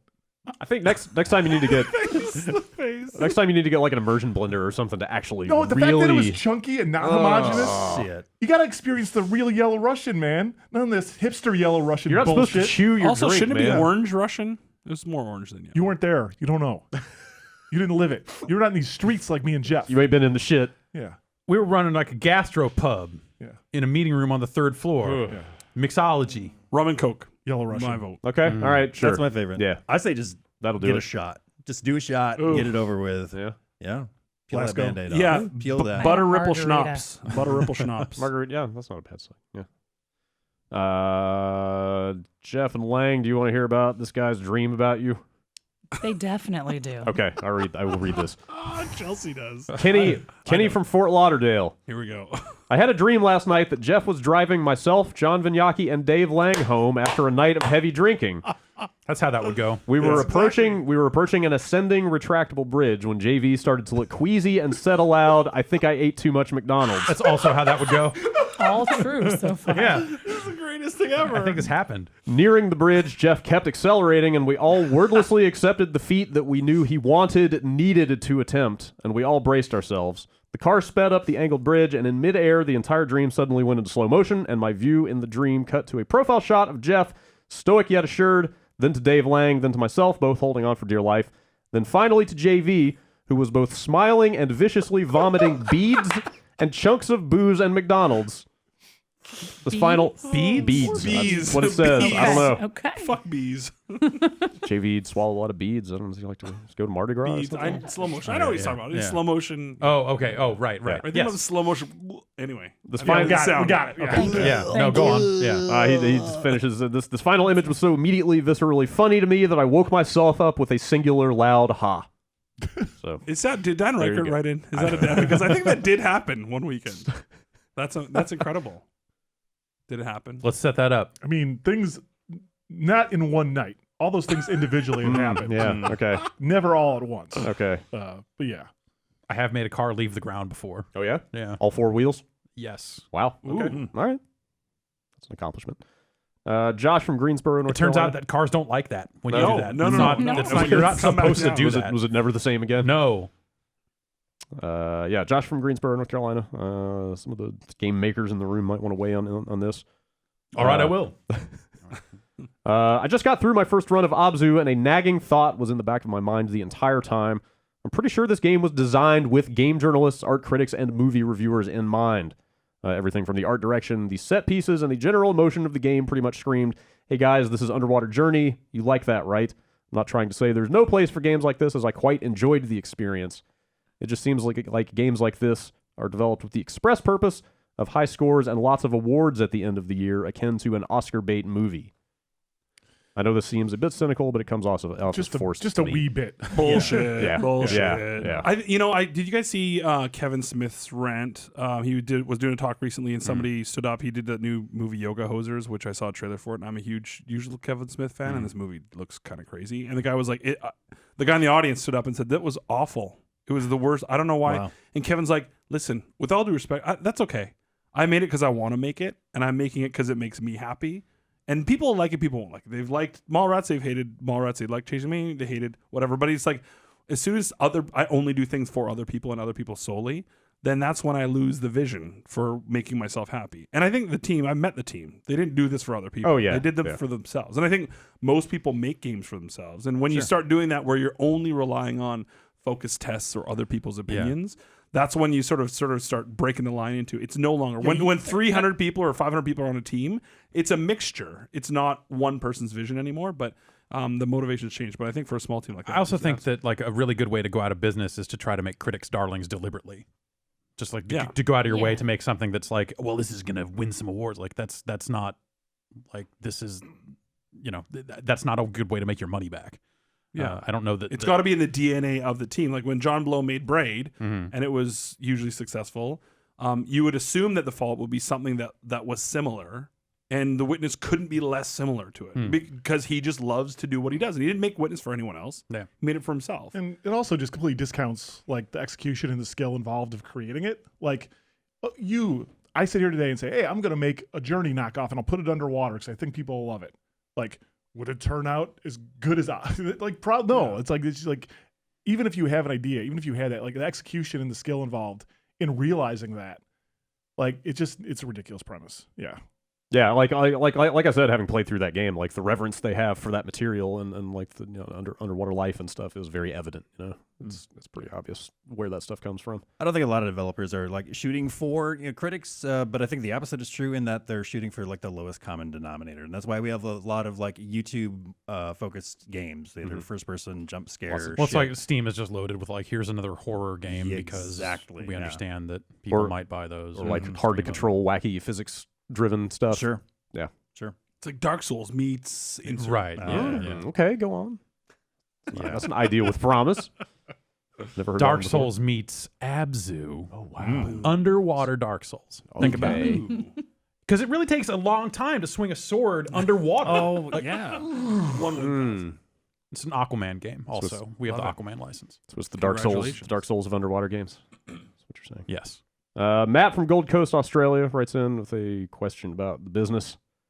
In the last week, we've heard from another developer, Michael Murray, a game designer on Tekken, telling gamers that if they want PS4 and Xbox One crossplay to, quote, please ask Sony. This comes after Rocket League developer Psyonix said they could have crossplay operational within, quote, a few hours of approval from Sony. I understand the argument that Sony is currently in a position of power and might not want to share their roughly 40 million console users with the Xbox One's roughly 20 million. But the tables could turn at some point, especially as Microsoft is continuing to make strides incorporating Windows 10 into the Xbox One ecosystem. There are now over 350 million active users with Windows 10 devices, and depending on each user's system specs, many of these users could potentially become Xbox Live players. This would make it more advantageous for Sony to make crossplay functionality a reality for gamers sooner than later. What can we as gamers do to help speed up this process? Do we need to write to our favorite developers to encourage them to have these talks with Sony? Or is crossplay inevitable and we should just be patient? That's why you left, Adam, right? That's right. Couldn't play tired Rocket of- League yeah. on your Xbox. No, I think tired of fighting that it's- fight. Yeah, it's asking the developers and asking platforms, right? Any platform change, including all the stuff, Jeff, you mentioned name changes, all that stuff. It's like, it was, when we listen to that stuff and when it hits a a sort of mass amount of people that are talking about it on a daily basis, that's when it gets everyone's attention internally. And we saw that a few times. Like we saw that sort of even running up to PS4's launch of like, hey, we don't want any sort of DRM stuff. We don't want you guys to do that stuff. And that was like, okay, look, hey, all of that information and all that feedback is out there. So it's a super complicated topic. But the thing is, it's you also have to think about from a gaming perspective. Like right now, Paragon has PS4 and PC crossplay. Right. And because they can't do a consistent sort of chat method, you have to do the in-game sort of modes. Now, PC sort of is able to type stuff out. So it's almost like already it feels like PC gamers play a little bit differently and communicate a little bit differently because they'll type stuff, and the console people are sort of limited to, what commands they can do. So you always got to think about like, what are the benefits for everyone? What are the benefits? Gamers, obviously you can play with anyone, but even if there was cross-play allowed, how do you won't be able to find friends? Like there's just so many things that won't work. It ends up, I think it would end up like Street Fighter V, where you have this like additional layer on top of it of just like, well, everyone's going to make a brand new name and account for this one game and their service, and then you're linked to that, and then you have to build friends there, and you can kind of cobble it together from your various friends. But then messages can't move back and forth. We had this when what was it? It was the Orange Box came out on PS3, and we had sort of the Steam back end working, and you had to have two. And we see this with a lot of different games. I think War Thunder had this too, where you have those two, and then you have two inboxes and two messages and in-game messaging, and it just becomes from a gamer perspective, I don't think it's beneficial because it's really confusing and convoluted of like, what do you set up? But yeah, you'd have to have a master account. Yeah. You couldn't communicate directly because of all the different things, and so. Yeah, if gamers want it, then they have to talk to platforms. And if the developers want it, and if Sony is the lone holdout, then I think, taking up with them is super important for developers and gamers. But at the same time, what does it actually look like? Like the question when I saw that announcement and I was working at PlayStation, my first question was like, how does that work, Xbox? Like, how would that work? And for the people that I talked to over there, was like, that's a great question. So I think it's a lot of great big idea stuff, but how is it going to make gamers' lives engineering better? Seems difficult, and how is it going to make gamers' lives better? Like Jeff, if you're playing on Xbox One, I'm playing on PS4. Having cross-platform play doesn't mean we get to play together in a co-op game. Like it just unless there is some proprietary thing built around that. So I think that's the thing. It's so easy to be like, hey, the panacea is out there. If everyone just playing together and we all have one sort of account system, whereas the platforms will never allow that sort of stuff to happen. So they don't have a good reason to. Right. There's no benefit for any of them. There's just so many technical hurdles that are like impossible. It's like, PS4 handles voice chat like this. Xbox handles chat like this. They use different codecs. Like, so is there a central server that gets them and mixes them all down? And how expensive is that? And who runs that server? Yeah, then the you're running your developer has own to make matching that. server for crossplay because each service has its own matching. And then you got to use certain servers on certain things. Like and then, I think the thing with the Psyonix quote, like I know Dave a little bit, and like those guys are awesome. I think that quote had been taken out of some context because, like, yes, if I turn off all the security stuff on all the boxes we have, PS4, Xbox, of course I can send a packet to a box. Didn't we did this on Blitz. We did on Blitz, we did yeah. It was Xbox original versus PS2. Yeah, and they could, of course, they talk and it's fine. But but that's not doesn't prove anything, right? Like all the services, like we did Elder Scrolls Online for console, like the friends list stuff. It's like you're saying, like, which friend list do you use? Do you use the ZeniMax Online friends list? Do you use your PS3? Do you use your Xbox One? How are shards gonna work? And there's all these technical problems that heap on top that, like, sure, it's possible for any box to send a packet to another box, but in a way where it makes sense and it's going to be a good experience. I think it's better for the gamer. I think in Rocket League specifically, I don't doubt that, like, yeah, you give them a couple hours, they could make it so you could at least like connect together and play a game somehow. But the actual, but like the menus, the like, you how do you find that friends. person? Yeah, if you just like hit a button and put me in a game, like, yeah, you could bring all those people together. But it's not like the Rocket League servers are empty. That's the thing. So for that game in particular, they're not wanting. So I'd rather be able to talk to the people and interact with the people that I'm playing with versus it taking all that layer out and having that sort of like, generic interactivity only to allow you to be able to have a bigger player base. Like this, to me, this only solves a problem with nascent games that have very low online worlds, like very low populations.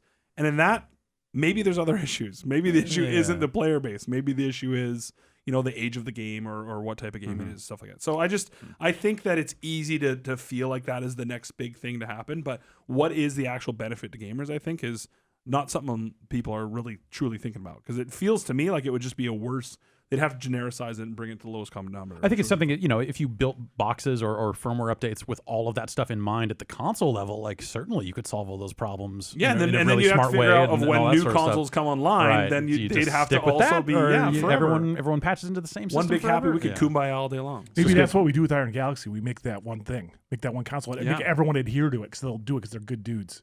That's what we're doing. And they like you. Yeah, Dave. let's And so do it. we'll start. Yeah, we'll ask Nintendo. Just got to get Gravatar support in at the system level. That's Exactly. That's yeah. step Once one. you have Gravatars, everything else just falls into place. Your Everyone knows picture's that. just right there.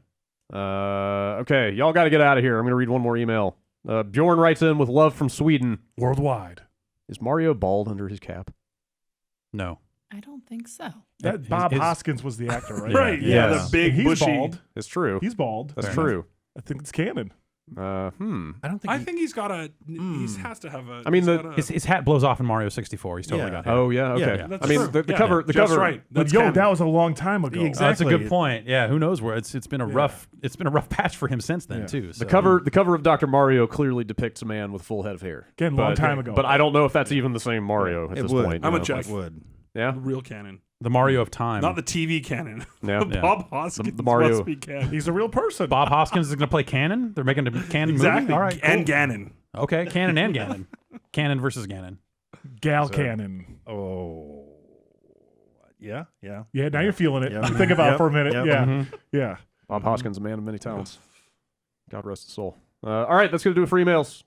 Bombcast@giantbomb.com. Iron Galaxy, thanks for being here. Thanks for having us. What a show. It's fun. Yeah. A hoot, I dare say. Guys are off to conquer the world now. Let's do that. One game at a time. Yeah. Just one game at a time. How many deals did you sign today?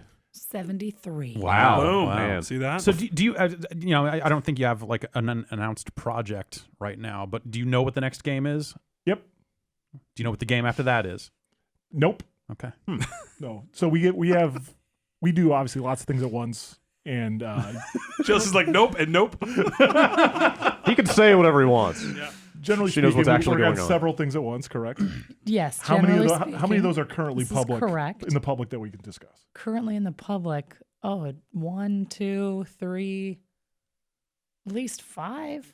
That we can talk about. I think so. What are they? You got to let me in on these things. I don't know what's going on. You're right. I don't know what's happening anymore. Yeah. Yeah. But no, it's like I think we'll be able to talk about a lot of new stuff early next year, and we are excited. I don't want to speak for everybody. I'm excited. I'm excited. Okay. And I'm more excited, I think. Are you excited? Moderately. Speaking as the person who Just has like because I got to pick up the pieces. as the person who has to execute. Mo projects, mo problems. Truer words were never spoken. All right. Well, thank you guys again for being here. That's Yeah, going to do it thank you. for this week's edition of the show. We will see you back here next time. Yeah. See you then.